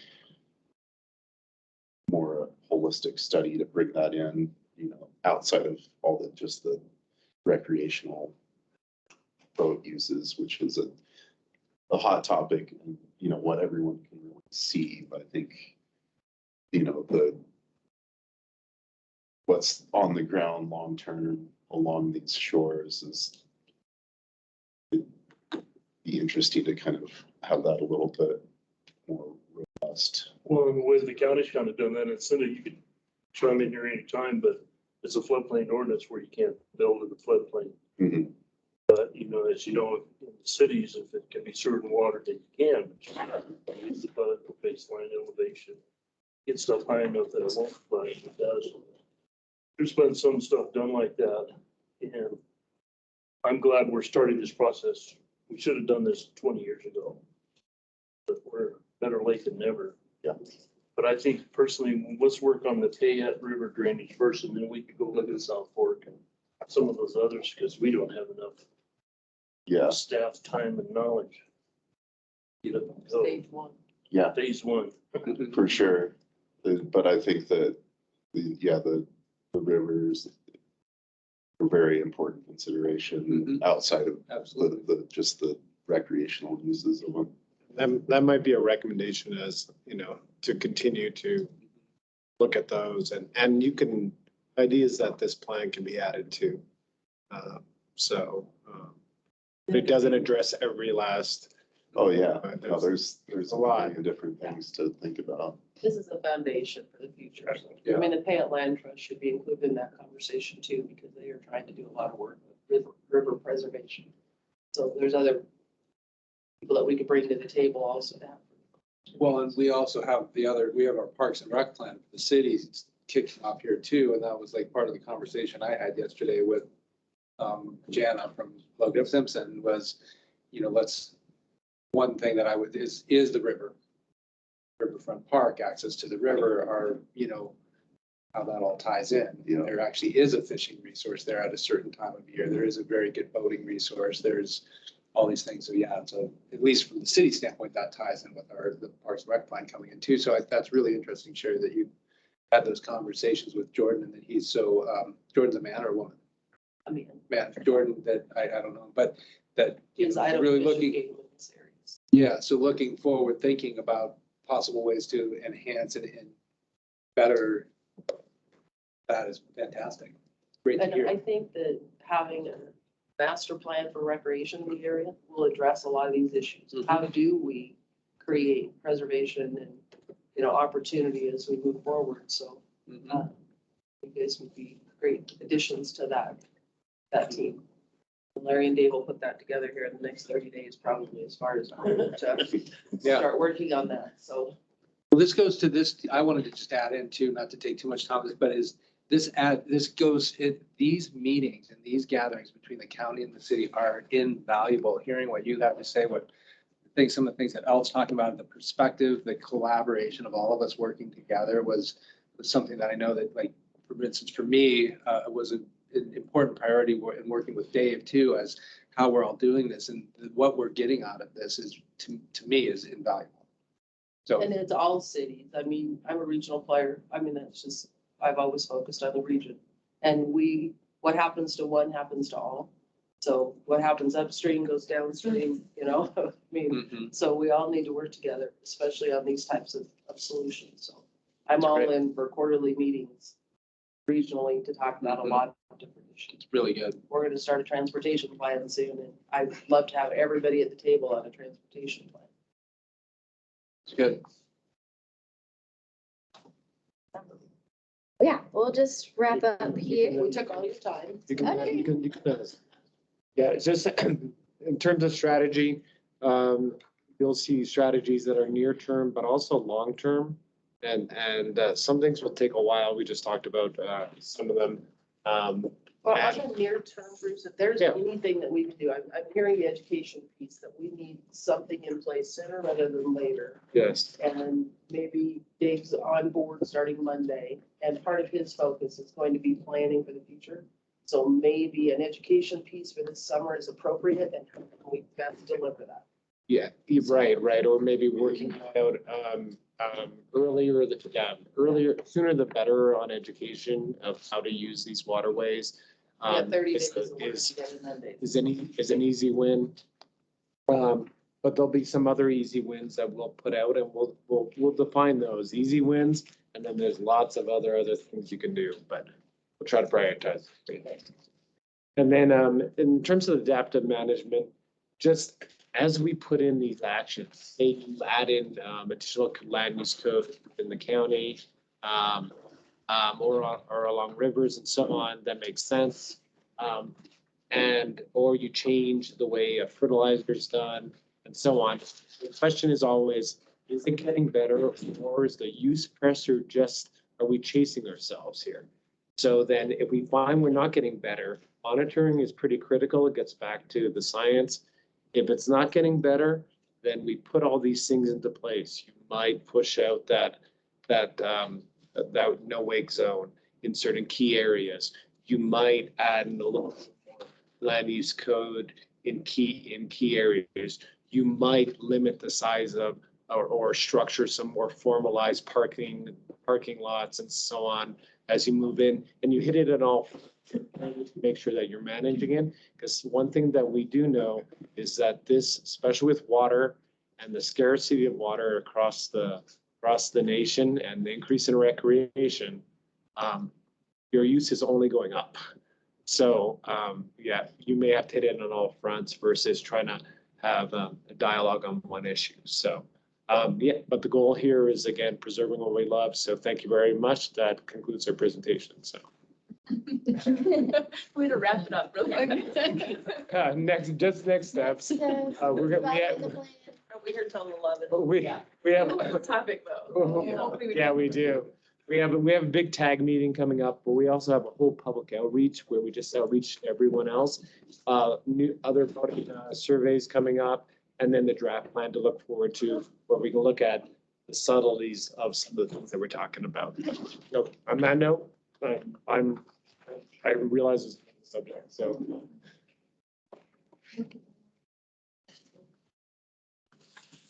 Yeah, is there anything you want to hear from Cascade or anybody online?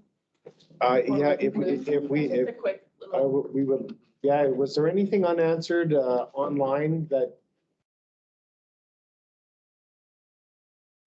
Well, I saw Ed Allen come on earlier, but I don't know if Ed's still on or not. No, there he is. But Ed's our brand new shiny addition to the county commissioner board. And I'm glad you're here, Ed. Hope you can hear us. Hey, thanks. It's been interesting listening to this, and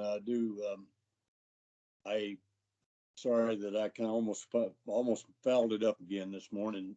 I had timing messed up here, but thanks to Cinda, I got on most of it, so I appreciate it. Sounds like you got a great start. I'm trying to get something going for Valley County. I'm particularly interested in the waterways. I use them. I don't know who that guy down there messing with those fish under Sheep Bridge, but you know, just wondering if he ate it. He let it go. Let those things go. Good to see you, Ed. Hey, thank you. Well, thank you. And again, I know we didn't spend a lot of time with people online. Definitely you can direct your comments towards Cinda. And then we're also available if you ever want to talk, so. Good job. All right, thanks. Thanks, team. Does anybody need a quick little break to use the restroom before we launch into our next subject? This work session is scheduled till 11. And so we don't have a lot of time. We were hoping to have 30 minutes for the next item. Because I'm not sure how people are feeling about staying a little later, or if you want us just to try to go as quick as possible. We don't want to, this might be our first touch anyways on the issue, but we want to just make sure we had an opportunity to have everybody together in the same room, so we felt like it was a good time to talk about this, so you guys can dialogue based. I'm not sure how people are feeling. Let's keep going. Okay, let's keep going. Keep going. If somebody needs to use the restroom, they can just use it. Keep going. You should step out if you need to. Can most of us stay long enough that you can cover it to the extent that you think we really get it? Yeah, and in reality, what we're doing is we're talking about a very specific subject. We'll have some discussion. There's no action item, but if you want to give us a sense of direction, then we can schedule another meeting about this topic. But we wanted to at least get you all going. So, so basically, just to introduce the topic, Meredith just passed around the future land use plan map from our 2018 comp plan that both the city and the county adopted. So that covers the city limits in the McCall impact area. So the topic that we're going to talk about, and I just wanted to check really quick, is Elaine on Teams? Yes, I'm here. Perfect. Okay, so I'm going to turn it over.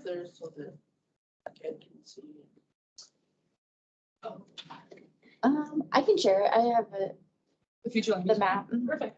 Okay, so so for those of you that may remember, last August we got together and Elaine Clegg from Idaho Smart Growth did a training on impact areas.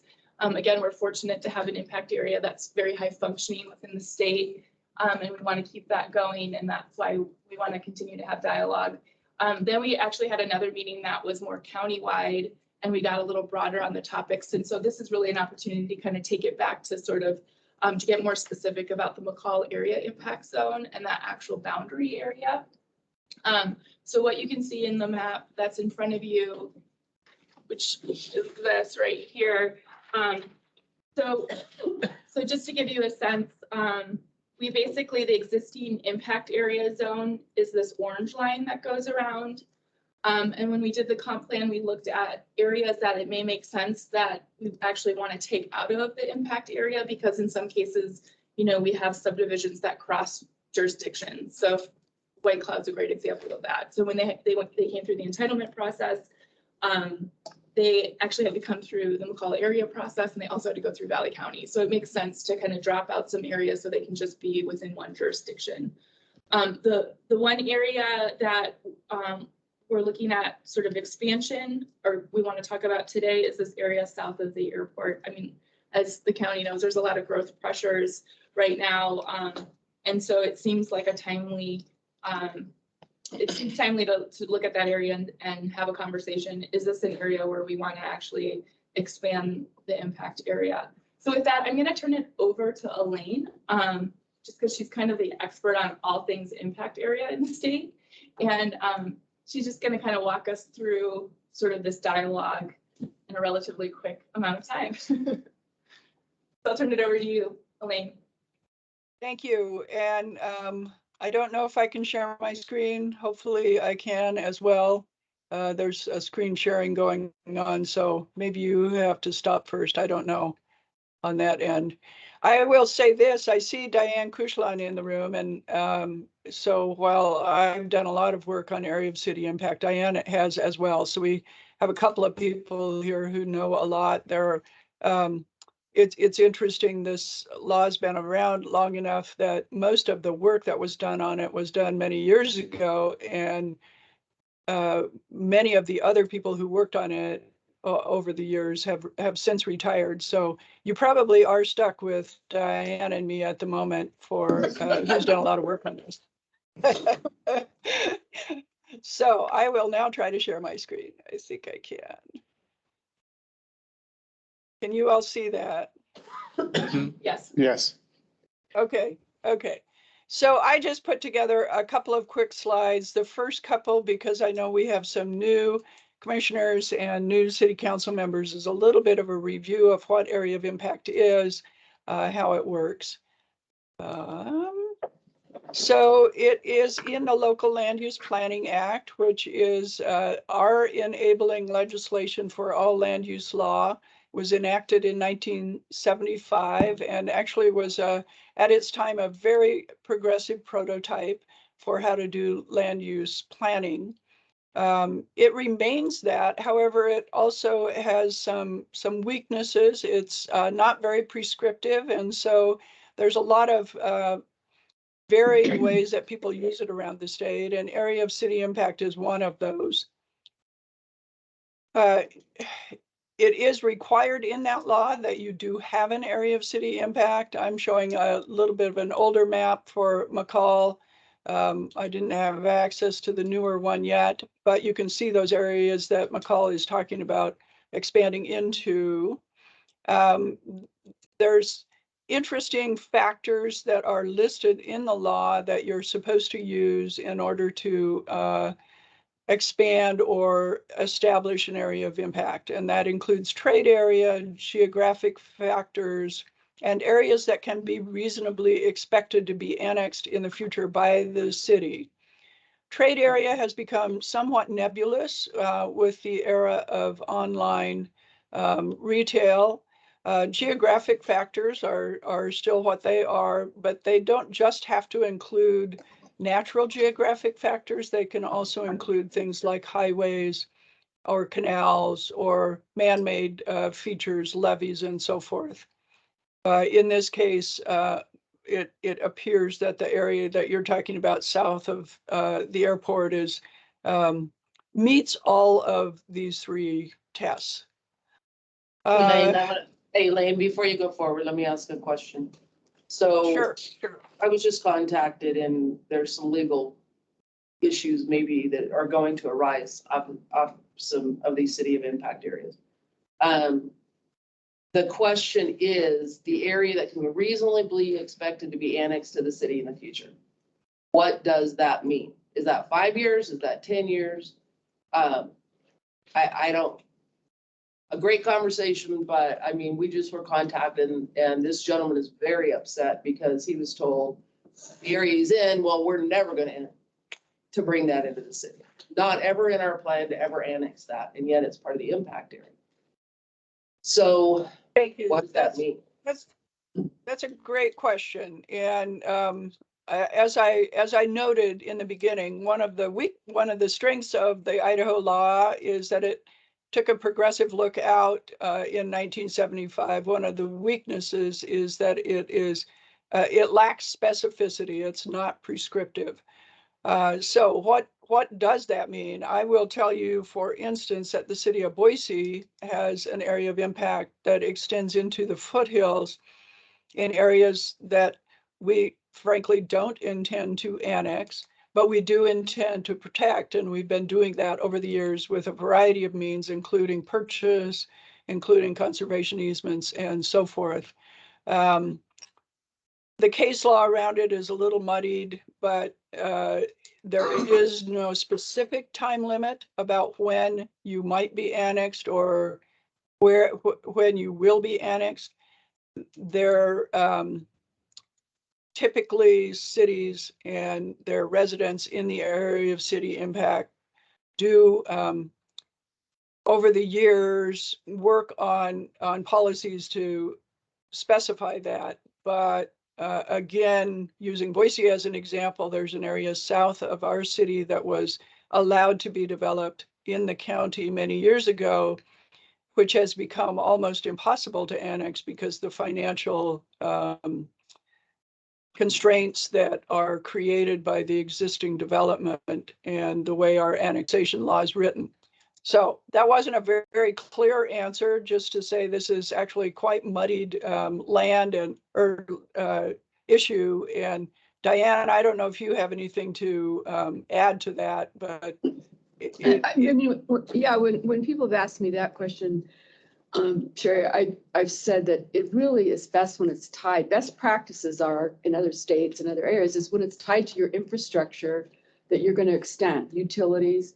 Is this an area where police and fire are going to serve? It makes more sense for them to serve it than the unincorporated area. So really looking at what services and infrastructure you can provide within that reasonable period of time. And as Elaine says, I think that's pretty undefined. But and, you know, for communities that have capital improvement programs, it's tying the capital improvement programs where they're going to build things to where they're going to serve. My understanding is attending some of the pay lake sewer and water is that there isn't really any goals to ever extend sewer and water into some of this impact area. And it's been brought up to our attention that basically, because they're in the impact area, they go through the McCall City P&Z process. McCall collects those fees, all the money from that impact area goes to the city, but the county's plowing the roads. The county's enforcing the code, which I think we need to talk about changing that because honestly, our prosecutor doesn't want to deal with barking dogs in the impact area. Our prosecuting attorney wants to be at this conversation. And he wants to, so we need to have another conversation. Yeah, I think that's a whole nother work session where we can talk about code enforcement. But if you remember in August, when we first talked about it, we talked about impact area boundary, we talked about code enforcement, kind of these outstanding things. So I think we're gonna have to break it up in size chunks. Yeah, and I think I'm not against impact areas because to me, it's like, if you are gonna put sewer and water in there, that's great. But if you're never gonna do that, I'm not sure it qualifies. And I don't know the laws like these ladies do. Maybe after 10 years, if it's not annexed into the city, then it should go back to the county. So we have. I don't know. Cindy has a comment, and then we also have Bill Nichols on the phone, our city attorney.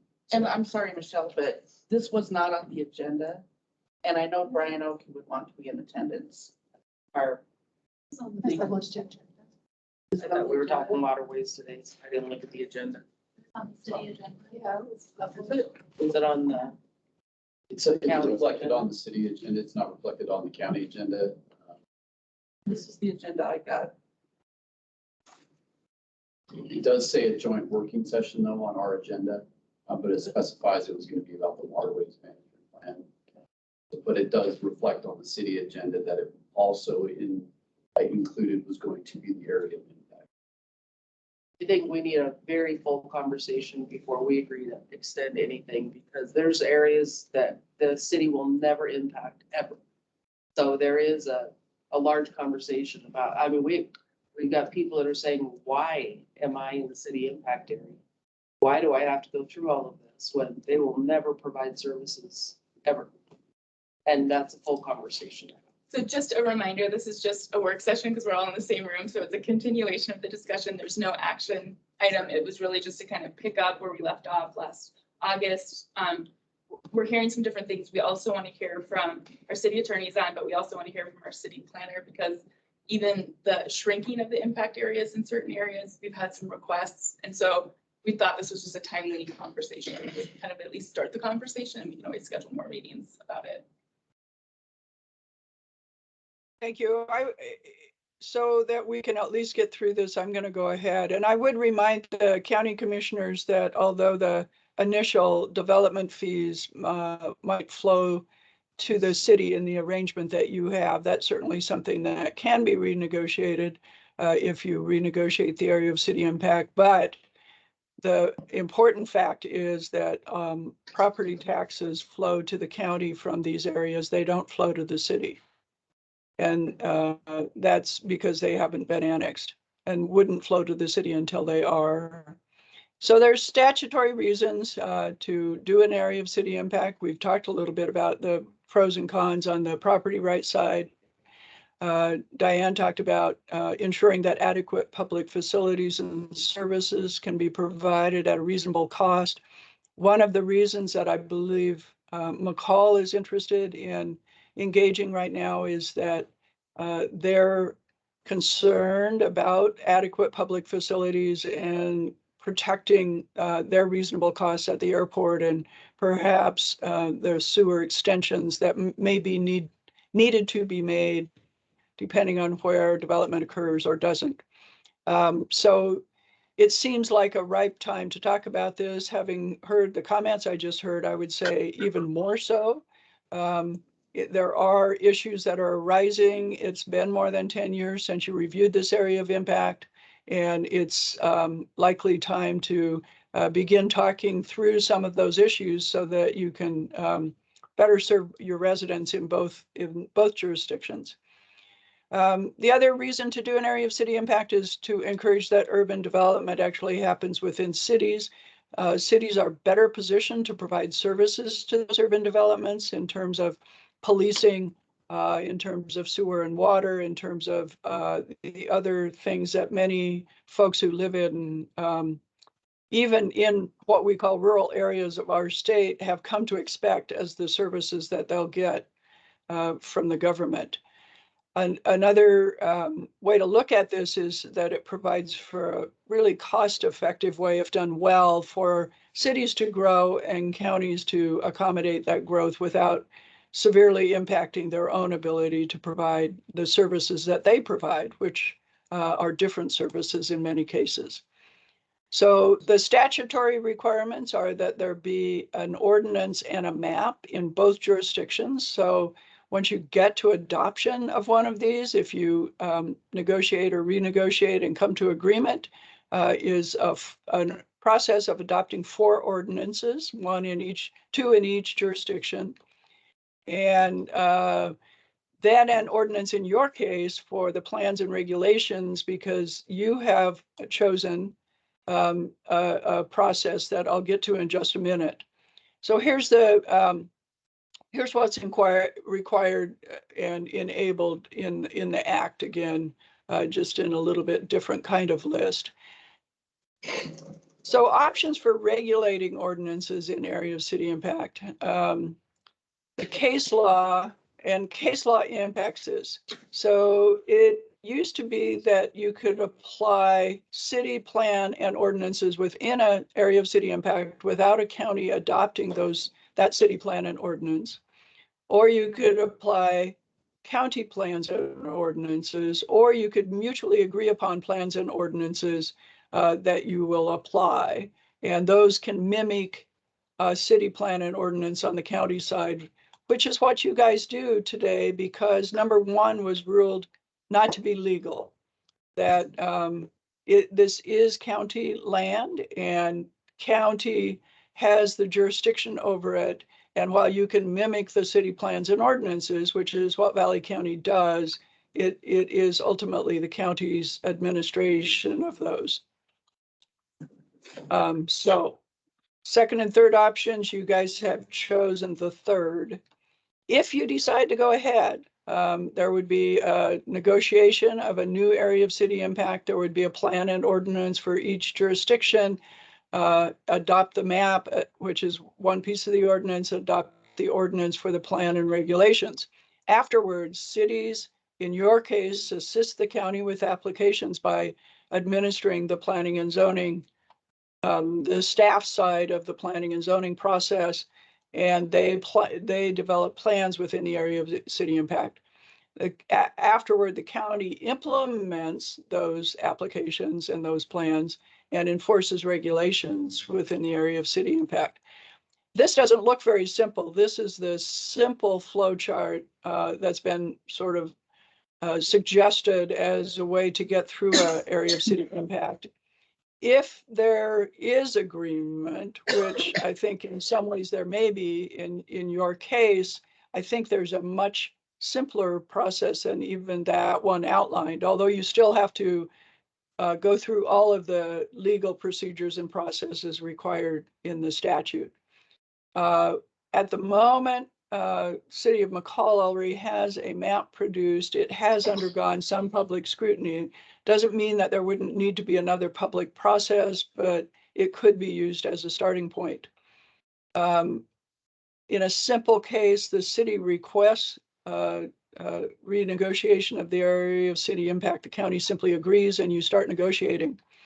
The start of that is to develop all the questions from each side. So the questions I heard from the county commissioners, the comments I heard from the city council and perhaps city staff, those would be compiled by staffs, and then you'd go through those and identify where any conflicts might happen. If there are no conflicts, you'd move forward. If there are some conflicts, then the next step would be work through those. Ideally, in the end, you'd match your comprehensive plans and you'd match your infrastructure plans. Again, this is a quick, simple outline. I'm not going into all the detail, but part of resolving those conflicts, for instance, would be identifying what kind of service, where, who's going to provide it, who can provide it, what's the timeline, what's the capital improvement plan to get to that timeline, so that those plans can be met. After adoption, in your case, the county administers, but in your case, the county utilizes city staff and recommendations in the P&Z process. The city and county update your ordinances concurrently. So if the city updates it or its ordinance, it always brings it to the county and asks the county to update its ordinance so they are in concurrence. And then, as always, the city is the one responsible for annexing land within this area of city impact. Best practices would say that the community needs to be involved in this and that there need to be shared visions and goals. So I've outlined a simple process that is the statutory requirement, but best practices include more than that. And with that, I would stand for any questions that you guys have, and I'll stop sharing my screen if I can remember how here. Thanks, Elaine. And I think that's a good intro to the conversation. I invited Emily Hart, who's our new airport manager, so everyone could meet her. She brought this issue to my attention as the new airport manager, because I think she's been attending some meetings. So I wanted to give her a chance to say anything if you have anything to add to the conversation. And I just wanted to touch base on a few different folks here so everyone can hear what's happening and kind of the perspectives in the area. In the first couple of days of starting my new job, I was pretty involved in that. You might have to come up so that the microphone can pick you up for the audience. And Here's Joe here. Can we get Elaine's presentation? Yeah. Of course, I'll share it. Thank you. Hi, everybody. I'm Emily Hart, and I started as the McCall Airport Manager on January 31st.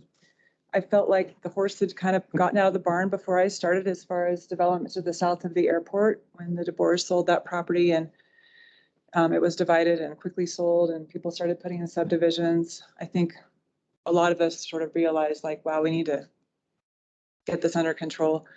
So I'm not looking to change codes or make rules, but I think that together with the county, I would really like to explore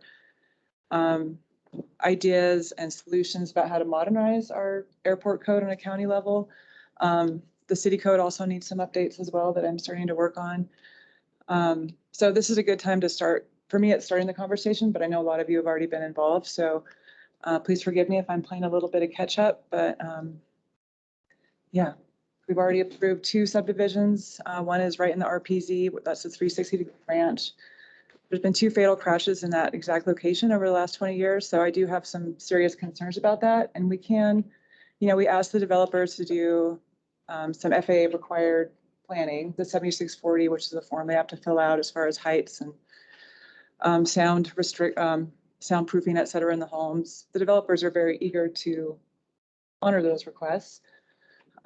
There's one across Mission Street on the west side of the intersection of Johnson and Norwood. That is not in the RPZ, the one-way protection zone, but it is in the traffic pattern. So, and I went to P&Z and discussed that about a month or 2 ago. So these conversations will continue, and whether or not that area from, I think the current impact area ends at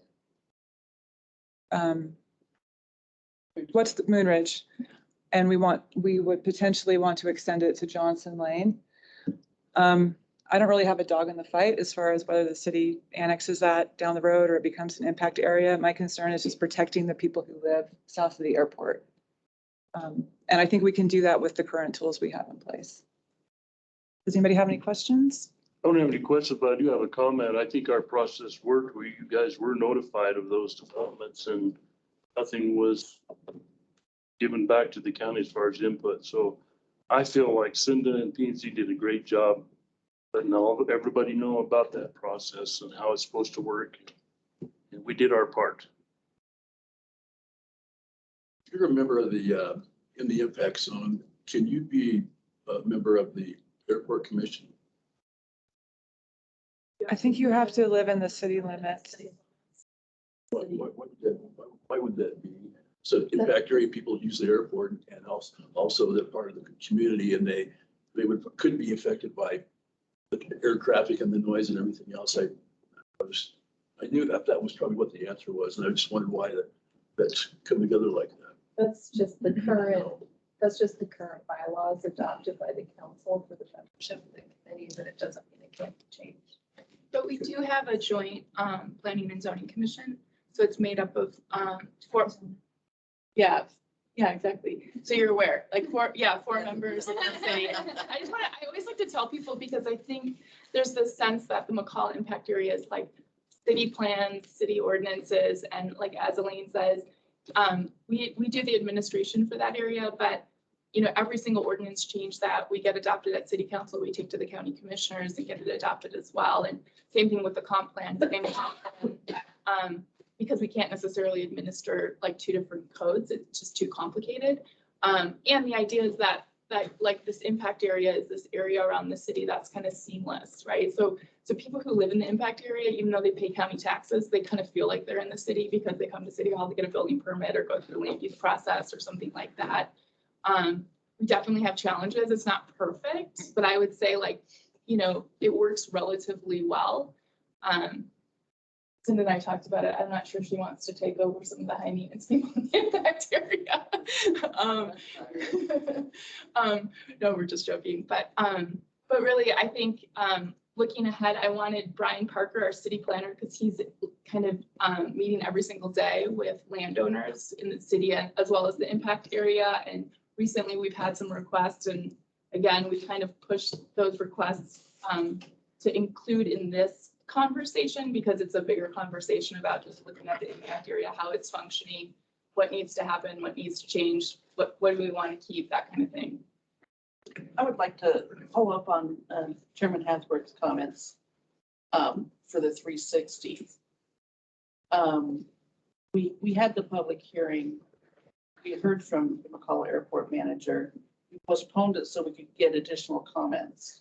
We did renoticing. I mean, we sent you a lot of notice, a lot of requests, and everything you asked for, we gave you.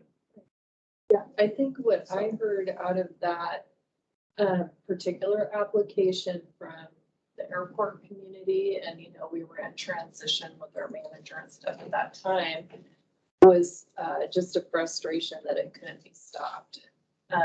I don't think anybody ever felt that the county didn't do the appropriate process. I watched the hearing. Or that, and I think we provided what we could, and we had our airport engineer testify. They provide, and I believe you adopted all into the conditions, everything that the city asked for on that. And the FAA. Subdivision, everything the FAA asked for. So I don't think anybody at the staff level or the decision-making level did anything wrong.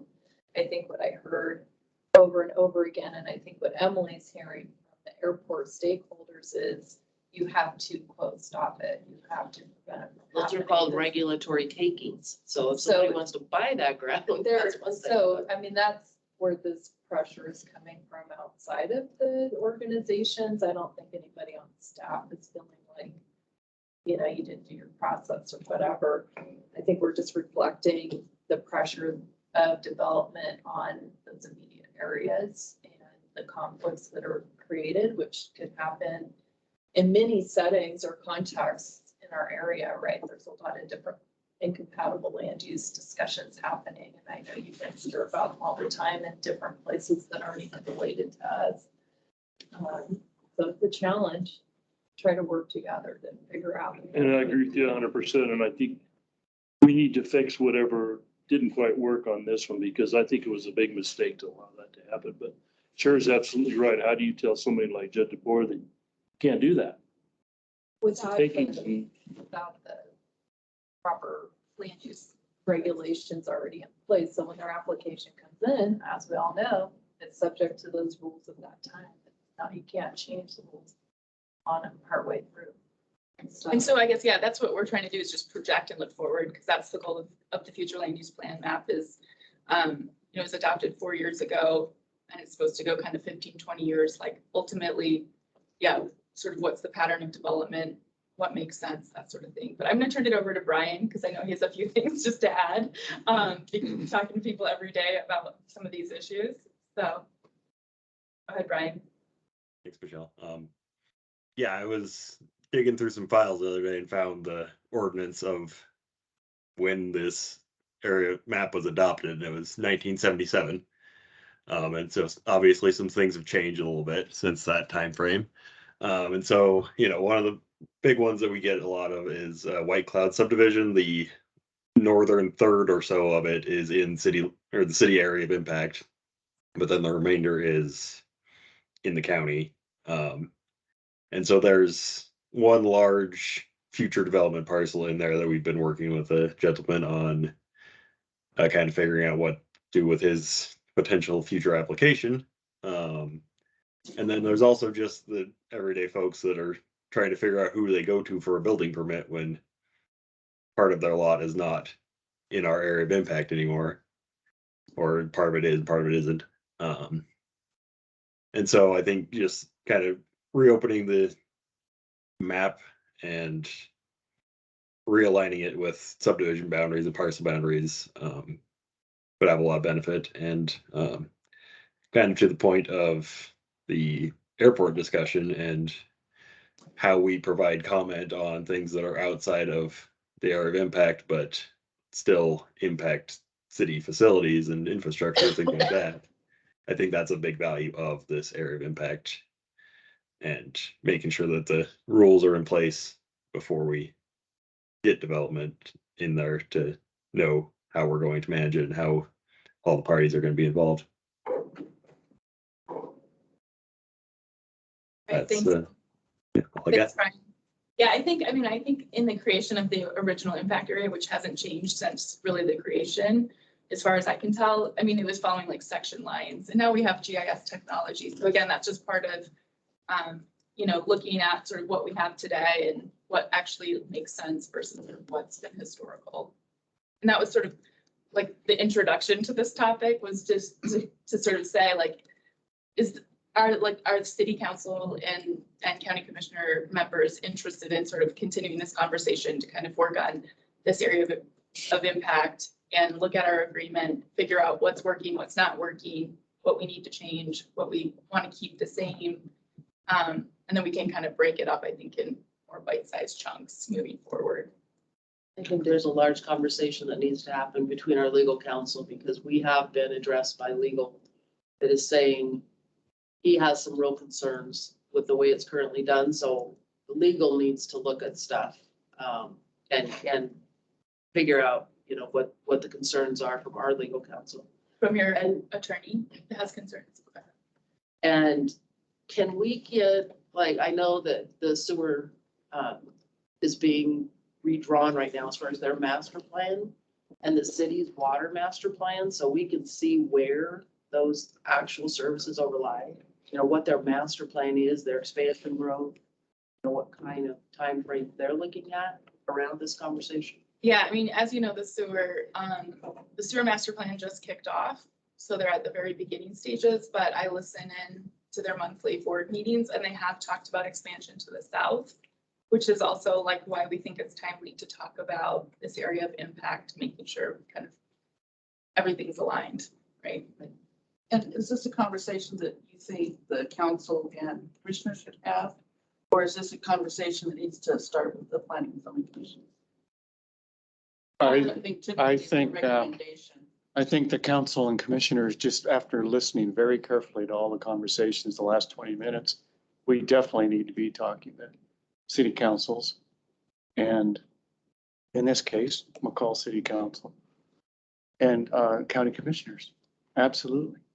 And I agree too with that, Cindy, but I think you guys should be both present, because we're gonna come up with a list of things we want you guys to do or not do. Because we didn't invite the planning and zoning commission. Yeah, because this is sort of a continuation of sort of that discussion, and was sort of, again, it's sort of a reintroduction to this concept to maybe kick off a series of meetings. I think communication needs to happen at the staff level, at the planning and zoning commission level, and at the elected officials. So it really needs to kind of be everyone to make sure we've got everybody's voice included, because we have people who administer it every day, right? We have elected who hear about it every day. We have planning and zoning commissions that are making land use decisions. So we really need everybody involved, I think, in the conversation. Well, and unfortunately, I mean, this is a conversation with you guys. We have, anything we do with you guys, we have to look at how that impacts Donnelly and Cascade also. So our plan has to be, you know, 3 communities. So it's a broader conversation than just this one. Well, so I think this is really specific to the McCall impact area. Like, it's not, we're not talking about the Donnelly impact area or anything. I understand. It's a special. But I think we need to do each city separately. Yeah. So I have a kind of a procedural question on that, to initiate the official conversation and action.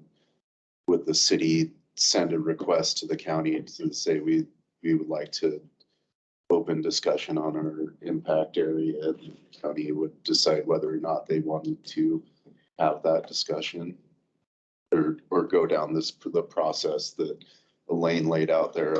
Yeah, I think we'd want to follow the legal process, but I think before we did that, we just wanted to see what the general sentiment was before we started down any process, because we want it to be cooperative and collaborative and not necessarily adversarial. That isn't the goal at all. And so it's just starting at this level just to say, is the county and the city open to this conversation? And then if so, we can kind of lay out the process. And I know Elaine's there. She's turned on her camera, so I think she has something to say.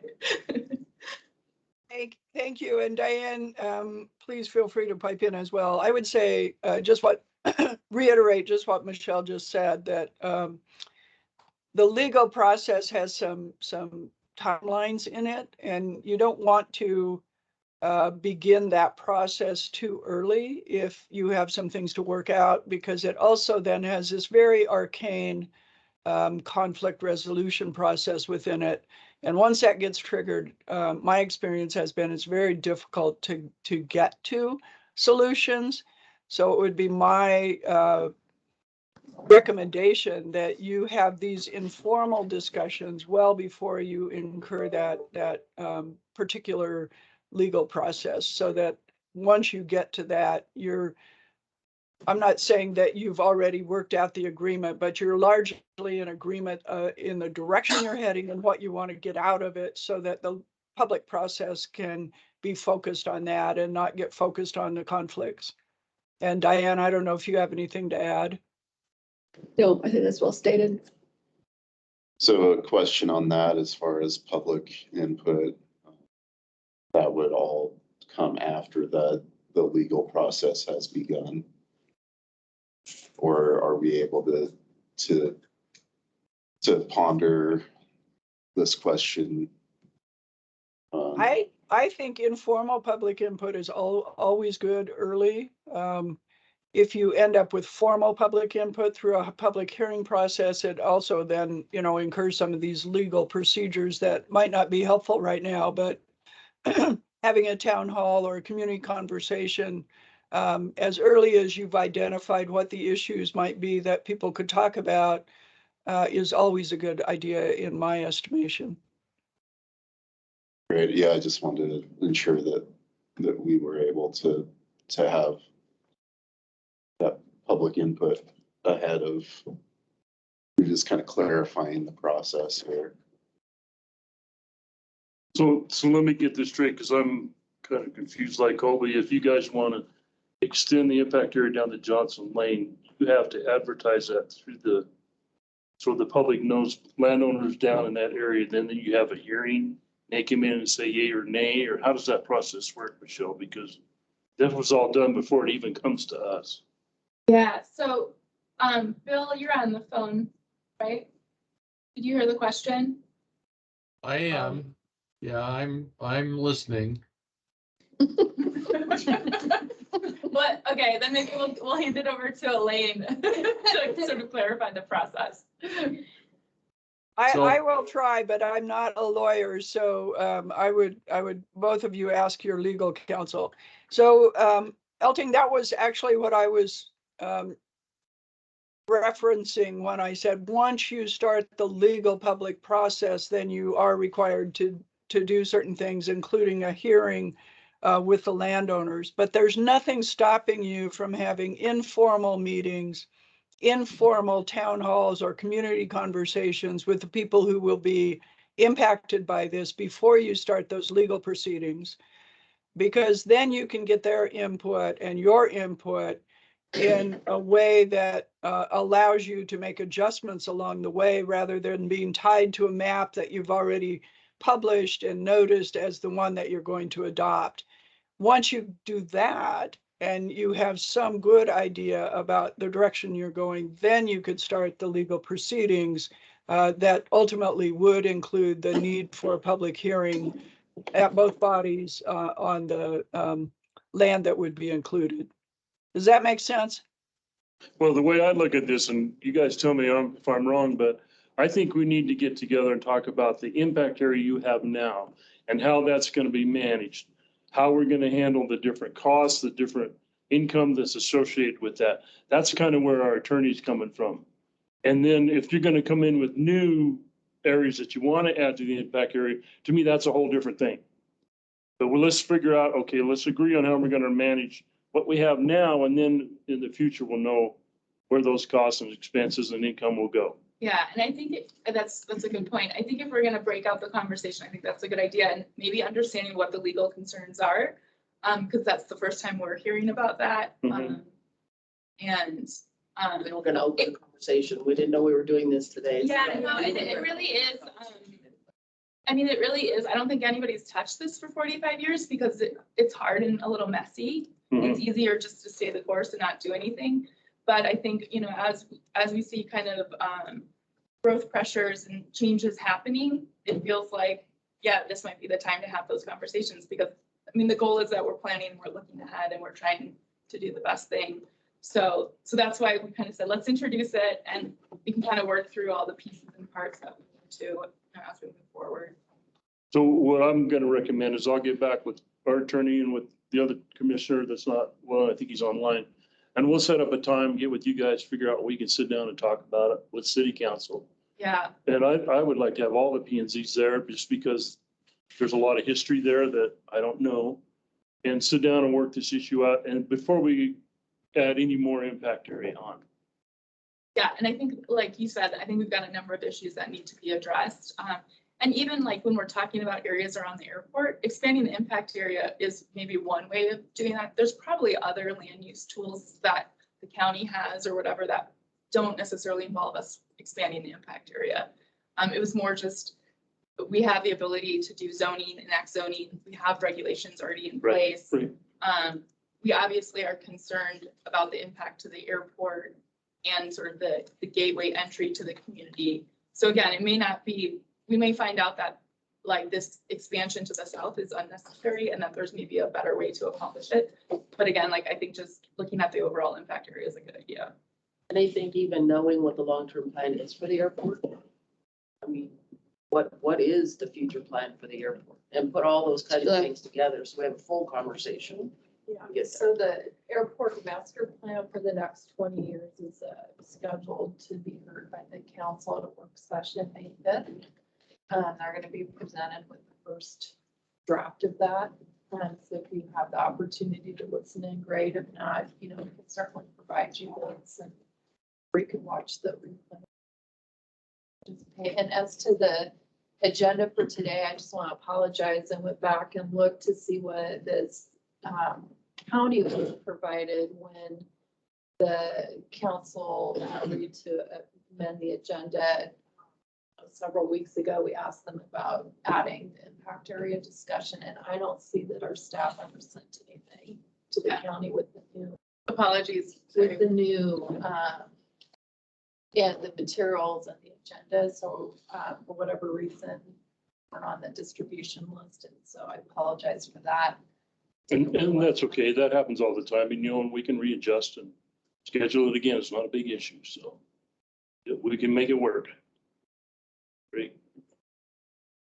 And Michelle, really easy question now, I think at this point for you is, what's the block on the east side? That's the proposed expansion in the. You mean the west side? West side, sorry.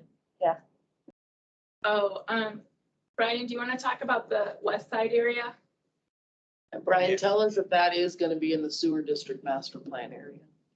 That is, we actually currently have a couple of pieces of city limits that expand outside of the impact area.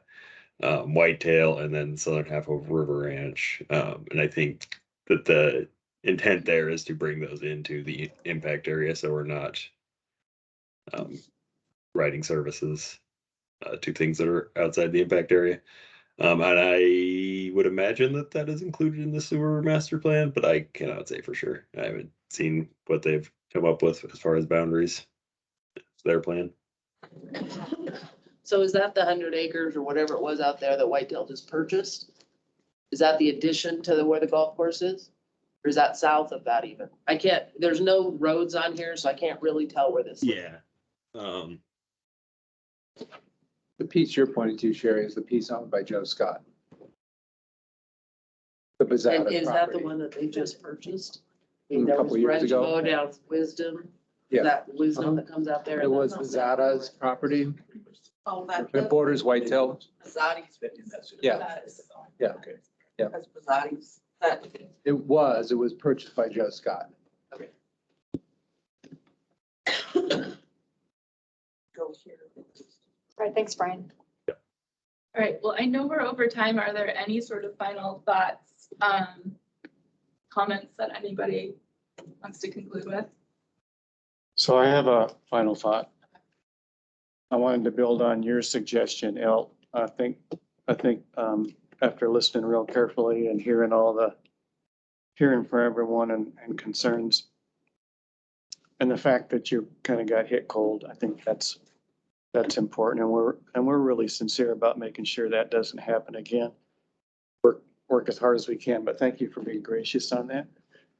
I really liked your idea of let's review how things are going and make sure we do that thoroughly, because our perceptions might be different, and we'd like to know if your legal counsel has concerns. But I think we shouldn't wait too long on the airport discussion. I think that would be a really good test.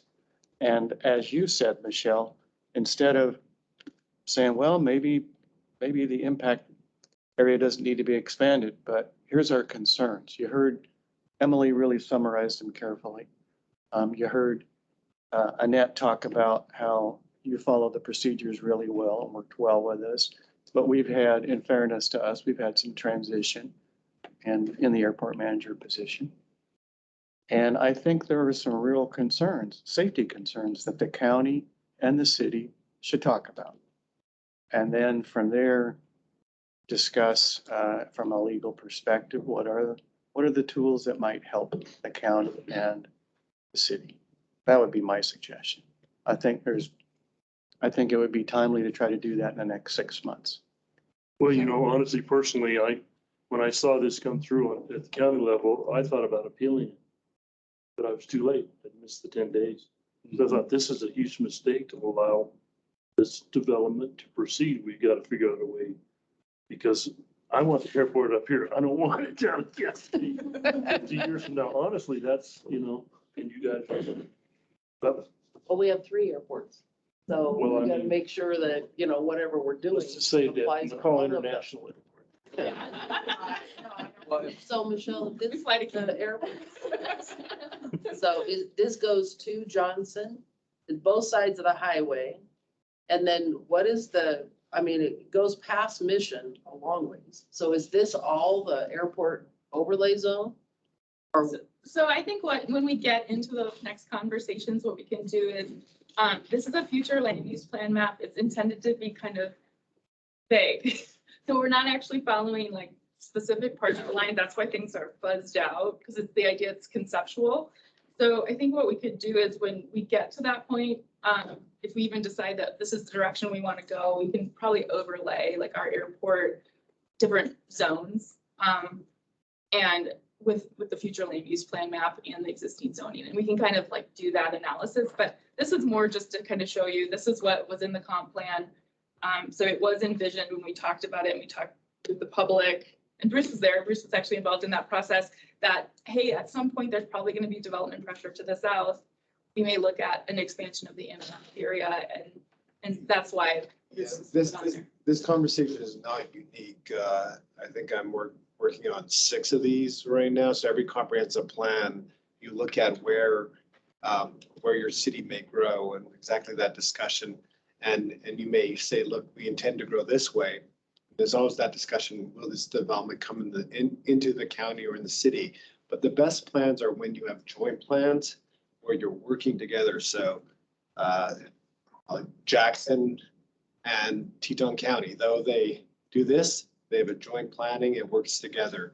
Even City Meridian, working well with the county in their growth area. And it's some of the subtleties that's within it. So this is not unique. This is part of planning. You guys are on the right track having this discussion. It's not a sensitive discussion. It's an everyday planning discussion, interface between city and county. So it's always a fun discussion for planners. Well, and in my case, because I've been through the planning team, and all that training, the big one to me is to encourage high density development in the cities. And we've been tasked with trying to do some kind of a water resource study, and we found out there's Sherry 14 different sewer systems, private sewer systems in the county right now that we know of. Right. Yeah. And it's like, well, I never dreamed there was that many. And so we're gonna, down the road, hopefully we're gonna do some water monitoring on some wells. We're gonna work with DEQ and Department of Water Resources just to see what's happening with our water table.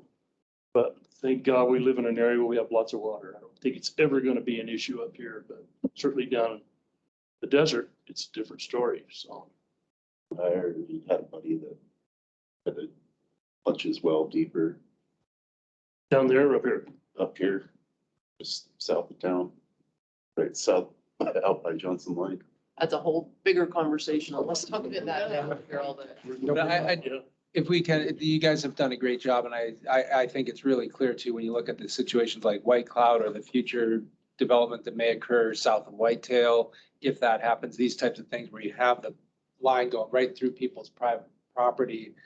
it, and, you know, Brian alluding to that on what, I mean, so you guys are being really proactive, and I just wanted to compliment you guys for looking at this. This isn't about just trying to say, hey, we want the city impact area to be bigger. It's about, hey, we've got some issues that we want to try to address, and I really appreciate where you guys come. And then I also just want to kind of dovetailing back to the Waterways plan too.